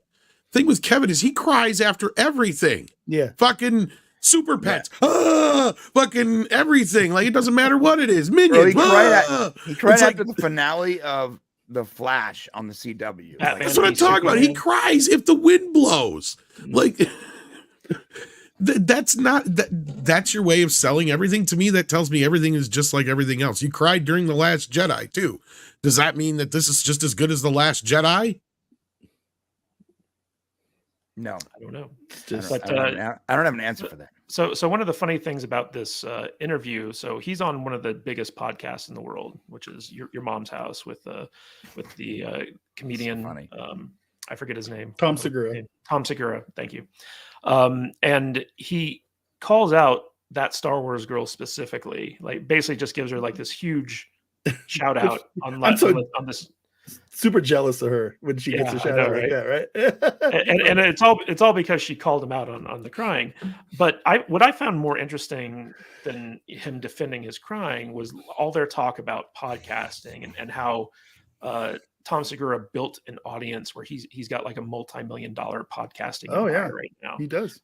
Brian, what did you think of this interview? And in particular, do you think that Kevin Smith is onto something here about how he treats social media and stuff?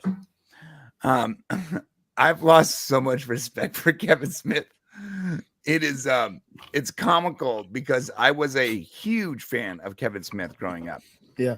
I watched all of his stuff. I watched his stand-up, which, by the way, every stand-up special he ever did was just the same stand-up. I've never seen him Q&As at colleges. Right. I've never seen him do a different stand-up. It's just the same variation of the same Q&A or whatever. But I watched him, and I thought he was a genius creator. The fact that he was able to create, a career off of the back of like 6 high-interest credit cards is impressive. But when the guy stopped eating red meat, he got weird, man. He got weird quick. He is the person he was making fun of 15 years ago. Mm-hmm. The same people he made fun of in his movies, that his movie he joked about and jabbed at, he has become that person. it's such a weird thing to watch, and it's sort of depressing because like you thought if I told you 15 years ago, hey, Kevin Smith is going to end up being a skinny crying soul boy who promotes hyper liberal left wing agenda, you'd be like, what future are you from? That's the wrong future. That doesn't make any sense. But he has gotten to that point, and I've lost a lot of respect for him because it's hard to respect someone who not only is lying to themselves, but they're lying to fans. And he has constantly lied to fans about his agenda for things and his idea for things and who he is. And I don't know if it's because he was different 15 years ago and he's completely different now, or if he's always just been a liar. I'm not really sure. I think a lot of stuff goes hand in hand with the decline in his career. What was the last good film he put out in the world? I liked Walrus. See, I would say you mean Tusk? Whatever it was called. Yeah, I would say it was Zack and Miri. I think that's the last good film he put in the world. I don't know. Red State Kevin was Smith okay, joint, and Zach and Miri were okay, but yeah, after that, I think he just I arrested haven't seen Clerks 3 though, so I don't even want to fucking see it. He fucking kills a character for no good reason. He kills a kid for no good goddamn reason. Yeah. The whole fucking thing is just a build up to stupidity. I heard every beat of it, and I'm like, are you fucking kidding me? He's become exactly what he's portraying himself as. He's a piece of shit. End of discussion. He kills a character just for a joke. Good job, Kevin. Terrible. Yeah, I haven't seen Clerks 3. I have no interest in it, even though I was a massive fan of the first two Clerks. I do not believe that Zack and Miri was actually his movie. I think he just directed it. No, he wrote it. No, you're thinking of Cop Out. Oh, he wrote it? Oh, yeah, I'm thinking about Cop Out. Yeah, you're thinking of Cop Out probably. You know what's funny is I was about to say Cop Out was sort of funny. That movie was terrible.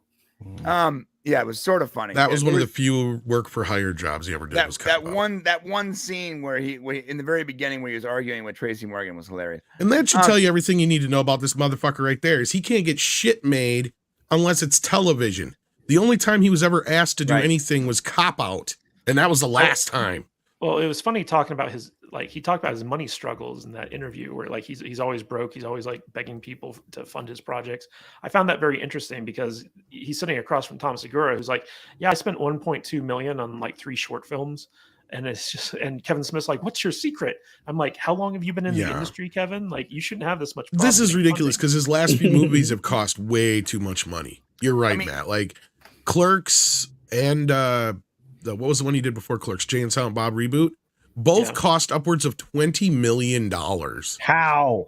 Well, he even talks about that. He even talks about that where basically like he's like the budget's actually very small, but the marketing that gets tacked onto the budget is so big where he's like, people give me crap for making a $20 million movie. And he's like, it was actually like $3 million and the rest is just the marketing budget that it goes behind it. So and he's like, I'd much rather, if that was my budget, I'd give it to the actors because like, I pay them next to nothing to be in these movies because like I'm, flying by the seat of my pants. It's actually a very interesting interview that Why is he always so broke though? You're telling me a studio wouldn't fund a Clerks 2 and 3? Smokes a lot of weed, bro. Smokes a lot of weed. Because as the old saying goes from Robert Meyer Burnett, you only get what you negotiate for, not what you deserve. And Kevin Smith is probably a horrible negotiator. Yeah, he kept asking Tom Segura who his agent is because he's like, man, like your agents are killing it. Like, can I have your agents? And Tom Segura's just like, which one? He's like, he's got tons of Tom Segura would just sit there and go, yeah, sure. Here's his card. Tom Segura, I really like his stuff. He's one of these comedians that just he jabs at everybody, and and that's what good comedians do. I need to go watch this entire interview for sure because I listen to Segura almost every week, but I listen to him and Bert Kreischer on Two Bears One Cave, and that's another good show. Well, it was really what was really interesting to me is Tom Segura basically lays out how he built his audience to get to the point where he could operate like a $3 million podcasting empire. Right. And it was like a decade of like hard legwork where he was like completely broke. He was going on tour. He was like slowly building the audience and getting like, like scraping for these Netflix specials and stuff like that. And he talks about how like Comedy Central was like the thing that you had to be on if you wanted to succeed as a comedian. And he talked about his quest to be on Comedy Central and all this stuff. It was actually a really interesting interview. Real quick, we got a big Roge $1.99 Canadian super sticker. Raj, what's up, man? I got to meet this dude in Orlando. He's awesome. Appreciate that thumbs up every time, brother. Thank you, Big Raj. Yeah, the comedians out there, it's really kind of fascinating to listen to them on their podcast. Because they talk about how they do their business quite often. And the thing now is, they all have their Netflix specials. Netflix is the new Comedy Central. But what they're doing is they're producing their own specials now and releasing them on YouTube. Ari Scheifer, what's his name? Ari Scheifer or somebody just released one, I think 2 weeks ago. It's just called Jew. And it's brilliant. And he's, and you got to remember Segura and Kreischer and Ari, these guys are all in Rogan's inner circle. So they all feed off each other and bounce things off of each other. And they all have the money to back it up now to be able to do this. But they're all going to YouTube and other areas like that. And that's they don't do network stuff anymore. I'm actually surprised that Kevin Smith was so impressed with Segura's like podcasting empire, because Kevin Smith has been podcasting for years. He has the Smud Network or like whatever. He's got like half a dozen podcasts that he produces. And he had like the Comic Book Men TV show. He's got the comic book stores. You would think that just by accident he'd have stumbled into like how you make money off this stuff. And yet he's like super impressed that they're in like an actual podcasting studio and stuff like that. He's not making money on his podcast. Yeah, that's mind blowing. He used to. This is what I'm saying. This is what I think happened. Is I think he has eroded his fan base, and I think that's a big thing that he does not want to admit. Because you're right. He used to be able to be very self-sustaining. This guy was around when the internet was just like a baby in its infancy. You had News Askew and other places where he would be in direct contact with the fans and shit. Like there was a reason why I loved Kevin Smith for years, and I stuck up for him. But then after the heart attack and when he moved out to California, he changed. He changed completely. Whether he was always that person and he was just good at hiding it, or he just slowly became that person. That dickhead version of himself in Jay and Silent Bob reboot is pretty fucking accurate from what I can tell now. Like he is so full of his own shit, and the fact that he is failing at everything is hilarious to me, because you did it to yourself. All you had to do is be honest with your fucking fans from the start, and we would not have cared. I mean, I used to listen to Kevin Smith in the whole podcasting realm simply because I did before he started charging for it. Right. Yeah, it was, but he was like one of the few people out there that was a big enough name that we knew who he was, who tickled that nerd bone in us, that talked about stuff we wanted to hear talked about, and now Hollywood Babylon's part of the reason I'm here doing this. Yeah. I mean, nowadays there's way more options out there for us. I don't need to listen to Kevin Smith be completely baked out of his mind and giggle into the microphone anymore, when there's other options like everybody on this panel right now, right? Like everybody here, and Gary and everybody else that's been working on their channels. They're all way more entertaining for me than listening to Kevin Smith. I also think a big issue here, and me, I'm the Kevin Smith shill on the panel. Kevin Smith on his podcast basically sold out. Right. He was never critical of anything, even if it deserved it.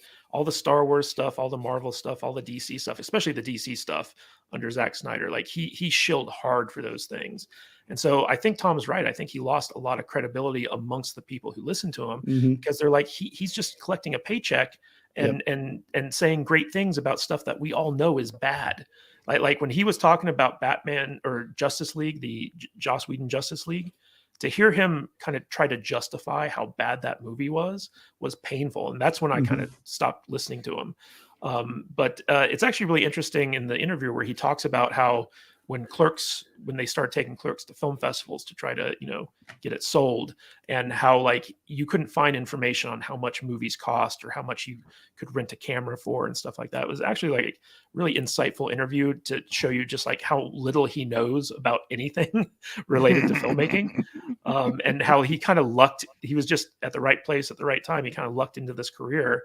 And I do think he's a good writer, but at the same time, all of your criticisms are valid, in my opinion. It's just, it's weird. I cry every time I watch Salty Nerd podcast. Yes, me too. Yeah. It's beautiful. I cry tears. Very salty. Yes. All right, guys, let's talk about the FTX Amazon show. It was just announced this week that Amazon has picked up the rights to an 8-episode show based on the FTX scandal. There's a lot of interest in this story. But one of the things I found interesting, Matt Vader 74, I don't know if you caught this or not, but basically the guy behind the episode or the series is going to be David Wheel, who was the co-showrunner of Invasion on Apple TV. One of our favorite shows. So he also did the Amazon original series Hunters, which was also really bad. It had Al Pacino in it. I'm looking at this guy's track record and I'm like, this show is going to suck. But Amazon was the first to get the rights to the FTX scandal. Matt Vader 74, what do you think? Is this going to be worth watching? Well, of course not. It's going to be awful. It's going to be terrible. This guy couldn't make a television show that was fun. If I don't even know how to put it to words. No, nobody wants this. Nobody needs to see this. I'm mad. I'm already upset because you're going to make us watch it, and we're probably going to do a weekly breakdown of the goddamn show, and it's going to be our most popular show while we're watching it. Just like Invasion, I'm upset that I have to watch Invasion season 2 because those videos did so well for us. Yeah, dude. No, I'm out. I don't want to. Don't make me do it, please. For the love of God, do not make me watch the show. Unless is it rated R? Or they're going to be? No, I don't even want to see those boobs because that chick is like. Sometimes even karate and boobs can't fix crap. Yeah, because that chick is like a freak. I have no interest in this. None. Don't let. I hope it goes down in flames before it ever even starts. Cool. We're still gonna watch it. You're still gonna watch it. Tom Connors, the FTX story has been all over the news lately, although it doesn't seem to be getting a lot of traction amongst the general public, even though it's like the biggest criminal fraud ever perpetuated. But there's so much crazy stuff that's actually happening with this story that it would make a fascinating TV show. However, I don't think Amazon's the right company to tell it. They're the ones who gave us Rings of Power. Do you think that this show is going to be any good? Depends. Are they invested in FTX? I think everyone's kind of that's invested a in really FTX. good point, Tom. Because Cameron Pasha came on with a very interesting take on this whole Disney business. And I have a feeling we're going to see a lot of companies, they're going to take a hit to the nuts over this business. But as far as the show goes with Amazon, I always kind of look at these kind of, depends. Are we going to actually getting a documentary series or is it just a docudrama? If it's a docudrama, it's a scripted series. If it's scripted, then yeah, I usually look at it kind of with my side eye going, yeah, you're sus as fuck. And then again, also with a lot of documentaries, I like to look at who's actually making this to see if there might be a bias involved. Once that's out of the way, I'd just soon see a documentary on something like this than I would some dramatic thing. You do the dramatic thing 10, 20 years down the road when you actually have hindsight, when you can actually kind of look back on it. You know what I mean? Like when there's an ending to the story. Yeah. Yeah. When there's an actual ending to the story on top of it all, like not everything could be all the president's men or whatever to where, it's something that could be wrapped up in a pretty quick story that, came together pretty quickly a couple years after the fact. This is something, it kind of reminds me, and again, I'm not even nearly trying to compare it to the tragedy of things like 9/11, but it almost feels like when people were coming out with movies right after 9/11, it's like, ain't it a bit too soon yet? Don't you kind of want to let things kind of settle for a bit and figure out what's exactly going on before you start making a bunch of fucking movies willy-nilly like that? So yeah. But of course, aren't they making, didn't they already do a show on that one chick with the medical deal, the blonde haired? Theranos. Yeah. So they do this all the time. It's nothing new. And usually the funny thing is the ones that come out the gate first end up being like the Joey Buttafuoco story in their way. They're horrible. You know what I mean? They're the ones that everybody makes fun of later on. So The documentary HBO did on Elizabeth Holmes was actually really, really good. And Mr. So Tickletrunk, that's what I mean. real Yeah, quick, documentary's a little different. Yeah. yeah. So Mr. Tickletrunk perpetrated. You're a writer, Kadish. I never said I was a good writer. I'm just putting that out there. Real quick, we got a super chat for $2 from JT Gunn. JT. Please do an FTX review show, please. Not Well, if gonna they're do just it. getting this started, though, I mean, it probably Sorry. wouldn't be out for a year or Yeah. two. Listen, in defense of Matt Kadish, have you read his Star Wars story? Because it is Wade, yeah. Wade, the untold It's legend. an of easy Wade. read. It's an easy Yes. read. What a magnificent tale. I can never get more enough of that. Yes. I wish that had gotten a little bit more attention when I published it, but Yeah, I made a joke like it was like, but I actually did enjoy it. That's the funny part. I'm still committed to finishing that trilogy, by the way. So, Culture Casino, what's your take on this FTX scandal? Do you think it'll make a good TV show? It could. Will it? Probably not. Those are two different questions. But look, there's a lot of compelling stuff there, and if they don't go super, let's clean this up for the general public because we don't want them to know how the sausage is made, around the world when we want to hide money and stuff. Well, if they went about giving us the raw, actually wonderful information that exposed all of the machinations behind the scenes, that would be great. But that's not what they're going to give you. They're going to give you some trash, and Matt Vader's going to be mad because he had to watch it. So, Yeah, we'll see. I'm actually not going to make us watch that because I don't think anyone in our audience cares about it. Brian from the Popcast, will you be watching this show? Wait, let me add to that real quick. Maybe this might increase your interest. You can now find Carolyn's, that dude's girlfriend, Sam Bankman-Fried. Yeah, no, not even that. Just set that aside. You now have all of her tumbles. So if you want to fall in her Tumblr, you now know how to, hook up with her if you really are looking. I refer to her as female Gollum. I'm actually going to do a video on how if you want to hook up with this chick, these are her tumbles. Let me walk you through how to land this chick if you want. God, she looks like Gollum with hair. Yeah, I gotta know how is that a billionaire? And I don't want to be mean about someone's appearance. He's not a looker either, but how is that what a billionaire date? Have you seen Bill Gates? I mean, that dude should Yeah, have but been Bill, you think Bill Gates' wife look like Gollum? No. He did okay wife wise, but look at that other dude. Look at Sam Bankman-Fried. Dude's like constantly punching his finger in the electrical outlet to get his hair to do that. Well, she was the CEO of his was it hedge fund? Yeah, right? one of the other ridiculousness. And she publicly said she didn't even know how to do math. So Danny. Oh, jeez. Yeah, she's not. None of the people involved in this were really above board. And when you look deeper into the family, you're like, don't be mean, guys. Okay, Danny. Sorry. Okay, Danny. She's cute. No, she's not. She's not cute. She looks like she just crawled out of a swamp looking for a gold ring. Hey, look, I'm sorry. She's like the next level outside of like AOC who can eat an apple through a chain link fence. So let's just be careful here. What? Careful here. I'm sorry. AOC, in my opinion, is fine. But have you guys seen that video where AOC and Elon's like love affair? Yes, Twitter? it's beautifully done. That was so very good. That was the best thing that flew across my timeline. But no, real quick, Brian, do you dispute that she can't eat an apple through a chain link fence? no, I mean, That's racist. That's very she racist. definitely has the Sarah Jessica Parker face, man. I was just going to say, did she learn that from Sarah Jessica? Right. Oh no. But- Sarah Jessica could eat that through like I don't know, like a 3 fences. Yeah, exactly. Probably. But she's hot, bro. I don't know. I don't care. I know a lot of people. Ooh, Sarah Jessica Parker? No. AOC. AOC, the big booty Latina. Hey, Back when she used to had do be, like Brian. slutty shit in a bar, maybe. I don't know. She had to be hot, Brian, because she had to get those tips at the bar.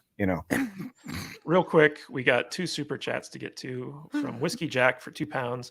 Wolf of Wall Street meets The Social Network and The Big Short. Don't forget that one. Yeah. Oh yeah. Well, and the other way that I think that AOC gets elected all the time is everybody remembers how many drinks she was pouring. She's maybe over serving people in the bar for the 2,400 people to get her elected every time around. Well, I think she was doing Mr. more Tickle than Trunk that, my for friend. You don't look $2 that, Canadian. Real quick, Mr. Tickle Trunk for $2 Canadian. I'm avoiding your FTX review. Thumbs down. Watch good stuff. We're the Salty Nerd Podcast. We don't watch good stuff. You know, the funny part is we go. You're at right now. We go into this shows. isn't a podcast. Yeah, we go into shows thinking they're going to be good, and then they're immediately bad, and we're committed. So we end up going through it, and they usually end up being kind of fun. So speaking of bad shows. Oh boy! Let's end the episode with our take on Andor season 1. Oh, I almost forgot about that. Well, I only watched 3 episodes, so. Yeah. Well, that's okay. You can still give us your overall take. So let's start with you, Matt Vader 74. What were your overall impressions of Andor season 1 now that it's over? I know it was my idea that we probably should just do a quick rundown of this, but I kind of forgot we were doing it. So, Andor. What? I was. I was super bored when this thing started. I stayed super bored through almost every single episode. And then they had the slow motion riot fight at the end of the last episode. And I know it's just it's a cliche thing to say, but man, this thing, it was too slow for me for a Star Wars product. It never felt Star Warsy to me, except for maybe the part where the old dude had the lightsaber ship fight with the TIE fighters. I thought that was kind of cool. You know what I'm talking about? Right. But I need the Force. I need Jedi Knights. I need Dark Lords of the Sith. I need Force users for a Star Wars show to seem Star Warsy. You know what I mean? And other than that, I thought it was shot well. It's a beautiful show. It's very cinematic, but I never could get into this thing. I need something. I need something a little bit different, and I'm just gonna keep it short and sweet and just say that doesn't feel like Star Wars to me. And I'm gonna give it the series a grade of maybe a 4 out of 10 or something like that. So, it's not as bad as the other, as is like Book of Boba Fett or something like that. But those are like Clone Wars episodes, but with real people. They took a different approach and tried to make a cinematic style series. And while I like that approach, I think they missed. This was really a slow show. It has highlights. Don't get me wrong. I thought it had its highlights of shows, but as an overall product, no, I didn't really enjoy it. So watching Vader's review is like the real life version of what Shane went through. I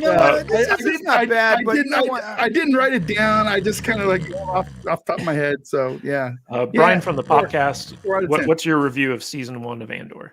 Yeah, I think I've gotten more enjoyment out of watching people go up.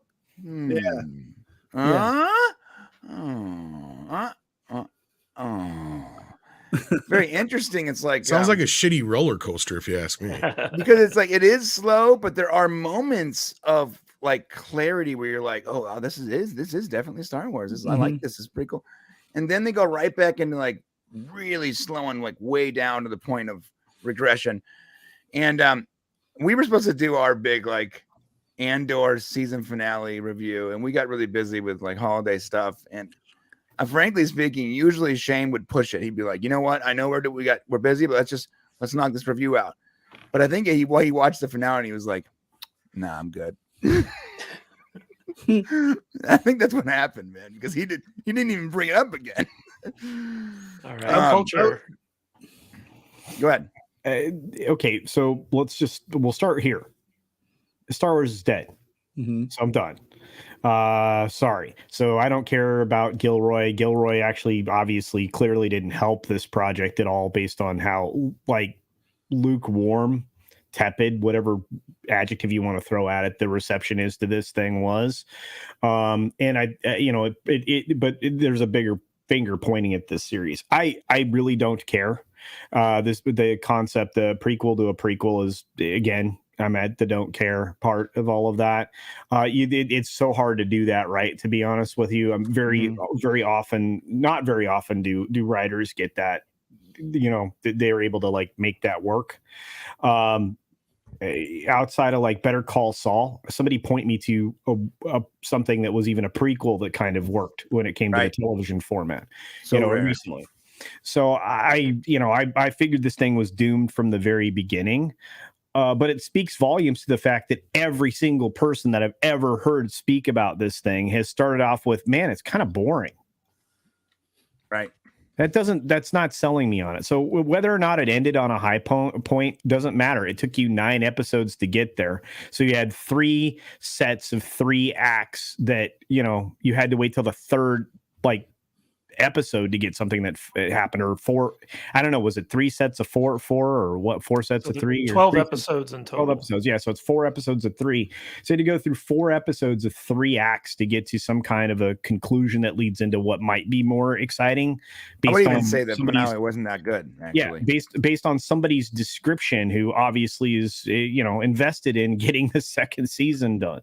And this is more good money after bad for Disney Plus. But again, since I haven't seen it, I can't articulate it from that point of view. I can just say, based on all of you guys, I'm not inspired to watch it. So there you are. So Tom, I know you haven't watched the series, but do you have any info on like how well it did for Disney? Because I've been hearing that this underperformed massively. And they're putting it on FX and ABC and some other shit for some reason, God knows why. They'd be better off putting on The Mandalorian season 1. I think it would generate more buzz. I think they're proud of the show. That's part of the reason they're showing it. They might also be there might be some Emmy shit involved with why they're showing it on television. Culture might know that better than me. Yeah.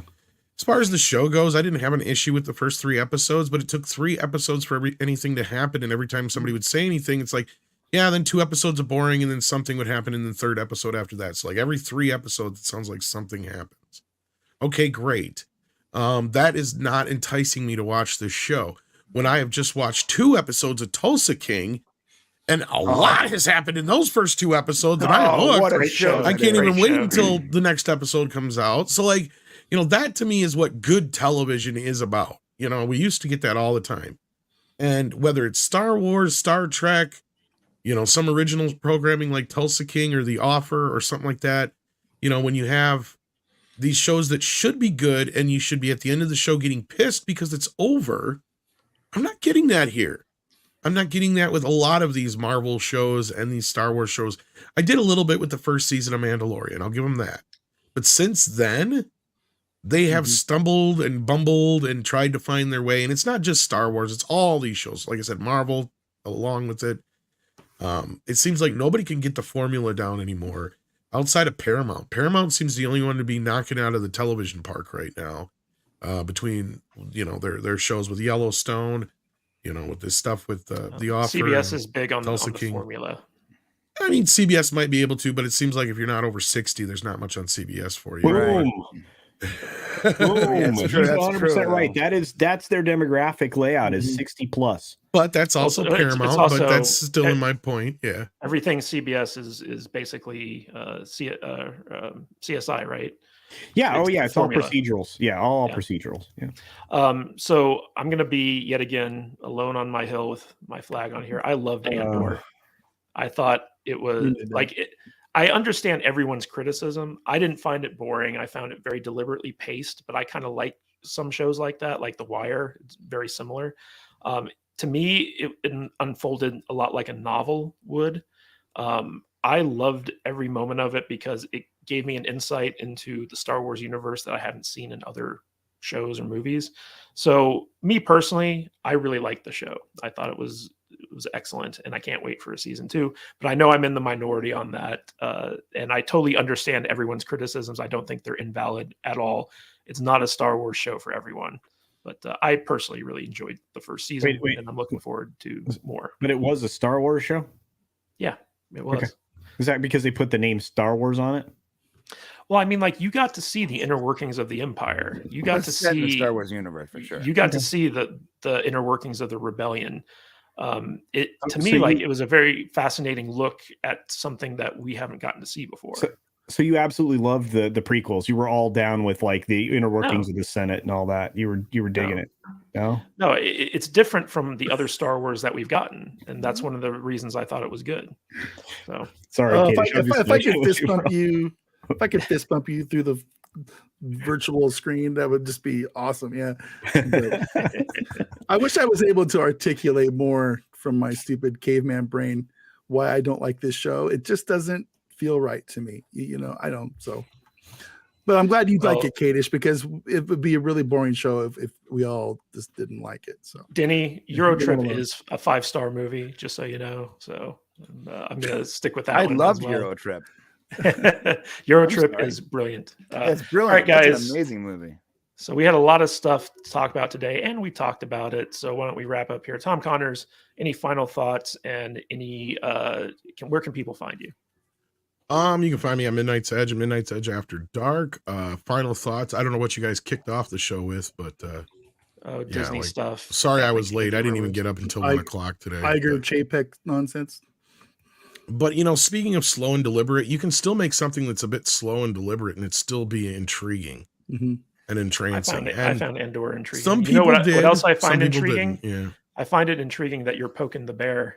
Oh, fuck him. Twitter. Like, I don't give a shit. King is another one who lost his shit a long time ago. He's like, but Twitter ain't cars and Twitter ain't rocks. Like, yeah, like, but movies aren't books and The Shining movie is better. I should have said, but movies aren't books and neither is fucking Maximum Overdrive. That was my secondary one. I'm glad you reminded me of Maximum Overdrive because I actually like Maximum Overdrive, so I didn't want to dig on it. I'm gonna make us watch that for Stephen King week this year sometime. Hey, honey, this machine just called me an asshole. All right, Tom, where can people find more of you? Of course, Midnight's Edge After Dark. Yeah. All right, $8 Culture Casino. Any final thoughts, and where can people find more about you? My final thoughts are always have fun here. You guys are great. And I'm so glad that Tom woke up to hang out with us at the end because that makes me happy. That's my hetero life mate there. His name is Tom. But in honor of the only thing that's left of Kevin Smith that I can appreciate. Anyway, no, I had a great time. You can check me out on Culture Casino on YouTube, Culture Casino on Odyssey, Culture Casino on Rumble, Culture Casino on Twitter, Culture Casino on Minds and Getter and many other places. Pretty soon, the new merch store will be coming because this guy up here is going to actually get back with me, and we're going to make it. No, it's probably my fault. It's definitely your fault. Oh, I know. And we're going to go big. We're not going home. And the hair and body product line is coming now that I finally picked out a logo, and I'm working. I've worked through enough samples to know what I'm going to deliver everybody. So, Wait, you're doing what? Hair and body products. Are you gonna have a beard line? Because yeah, of course. Are you kidding? Right. I have. Oh, dude, beard oils. This beard, Culture Casino beard products. Take care of your hair. I got this new peppermint balm that's amazing. Oh god, I'm already coming up with taglines and shit for him, like "Take care of your hair." Yeah. Yeah, stuff like that. If I don't look Culture good, Casino is the way to go and grow. Oh wow, that sounds like a different kind of thing. It's like an adult product line, apparently. Beard oil is the shit. I'm not gonna lie. Yes. The pubic oil is for the man without the merkin. There you go. All right, Brian from the Popcast. Any final thoughts, and where can people find more about you? Can't wait to get some of that that pubic oil from. I will. Will it smell like blueberries? I prefer sandalwood on my pubic. Sandalwood works too. Here we go. Okay, so that's the first 2 cents, right? You're gonna get sandalwood, and then the other one's gonna be peppermint. So you're gonna be hooked up, man. That's a Christmas special. You can find me at next Christmas, maybe. YouTube.com/thepopcast. And YouTube.com/thepopcast live, and of course my DC Unleashed channel. Also, I have recently become famous because James Gunn retweeted one of my tweets. So, look at you. That's really cool. Well, I'm, James Gunn is big on queer representation. Yes, I'm a James Gunn retweet now. What was that weird James Gunn tweet that you that put was the out? tweet. You didn't get it, but he did. So he responded to someone that said that they had the scoop on Green Lantern. He's like, "Oh, Green Lantern's not in this picture, so I'm 100% confident in my scoop that Green Lantern's not going to be a part of the future of DC or whatever." And James Gunn responded with like, "That's a scoop." Like he basically just called him out and says like, "You don't know what you're talking about." So I copied that guy's tweet, but I edited the first part and said, "I have no connection to James Gunn, and this I'm not even sure this is James Gunn's trash I'm sifting through. This is the scoop." Yeah, I saw that. And so he responded, did he? He responded and he retweeted it. What did he say? He said, "I see you out my neighbor's window. I'm out my window, and that's my neighbor's trash." Good one, James. And then, the awesome. internet blew up. It's going crazy, and he's now defending me because people are mad at me, saying that I'm a liar. Oh, for fuck's sake! Some people take shit too goddamn literally. People take it too seriously, bro. They're like, too "Why are you in his trash, bro?" And I'm like, that's hilarious. Fucking call them trash pandas. oh, it's so funny, bro. So yeah, that's me. And just say you're a trash panda. There you go. I'm a trash panda. Hopefully, I can get some play on the DC Unleashed channel now. So. Yeah, it's always nice when a major Hollywood director retweets you, especially if they attack you. Well, I was griping the other day because he's like talking to everybody but me, and then somebody reminded me, "Tom, you have to be wrong for him to come after you." Right, that's the key. That's the key. Yeah. All right, Matt Vader's 74. Any final thoughts, and where can people find more about you? Wait, Matt, you turned 74? Well, he's also a blue check mark. Yeah, Twitter he now. looks good for 74. $8 check mark. No, I'll be 53 in January. So yeah, 74. Yeah. I want to know if Culture is going to come out with some trimming accessories. Are you going to have like trimmers for the face and for down below? I would love to be like I got to come up with something as catchy as lawnmower, but we'll get there, man. We'll get there eventually. See, I'm taking a page out of Quartering's book. I'm just going to start selling everything to everybody, and whatever catches on. YouTube is very beardy. You have a lot of people. We're going to start selling coffee. We have a coffee brand. I'm getting the samples next week. I don't think anybody wants any of my hair flavored coffee though. I think that would be a no. No, we should. I hear Established Titles is looking for YouTubers to. Oh my god, dude! That was I put a video out Thursday morning with Established Titles as a sponsor. Oh no! Thursday morning, literally hours after all that blew up, and I didn't realize it. So. Oh no! A lot of people had established, but Matt Vader, tell us more about where they can find you. You can find me at Matt Vader 74 all over the place. You can find me on my Matt Vader 74 YouTube channel. I'm going to be there actually here pretty soon playing some video games. I caught up with the Steam fall sale, which they got going on right now. So if you like video games, go check that out. I also want to do a quick recommendation for that Wednesday show that's on Netflix right now, the Addams Family show. It's actually I'm on 3 episodes in and I'm really enjoying it. I just want to recommend it to everybody. It's basically the Addams Family meets Harry Potter. It's nothing like what I was expecting when I went into this, and the actress that's playing Wednesday will immediately capture her. She's really good. Fantastic. And Thing, the hand dude, he's all over this show, and that makes me happy. So great show. Yeah, it's good. It's fun. Check it out. I wanted to recommend that. So looking forward to finishing it. And just a reminder, not on Feet Finder. Feet Finder is not a sponsor. So. Yes.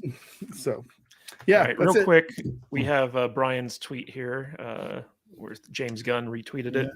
Oh. You need to learn how to dark mode, bro. Yeah, dark mode. Jesus. Fuck. Yes. I am now. You all hate the sunlight. I am now internet famous now. I'm so pro dark. I'm so pro dark mode that I actually turn all my windows and all the stories and everything dark. I actually downloaded a special thing to do that because I hate that glare from the screen. Even StreamYard. Even StreamYard is in dark mode. Yep. Yeah. It's called like invert right. or something like that. Yeah. Well, I want to thank my fantastic panel of nerds for joining us. Sorry, Mexican Iron Man couldn't make it. He was having technical issues, but hopefully he'll come on in a future episode because we love having him on. Just want to give a quick shout out to everyone who gave us super chats today. Joker Voice, Gavin Blackburn, Neil, the Seaman, Mr. Tickle Trunk, Mexican Iron Man, Whiskey Jack, and Big Roge. Thank you all so much for the support. We really appreciate it. All those super chats go a long way. And we thank you for being fans and supporting us. And as always, guys, join us next Saturday, same salty time, same salty channel, because we will be covering new stuff with new nerds. And I'm sure a lot of people will take me to task for my opinions as usual. Anyway, guys, I am Matthew Kadish. You can find me on Twitter at Matthew Kadish. Been getting a lot of great engagement over there lately. So thank you all for the follows. And as always, stay salty, my friends.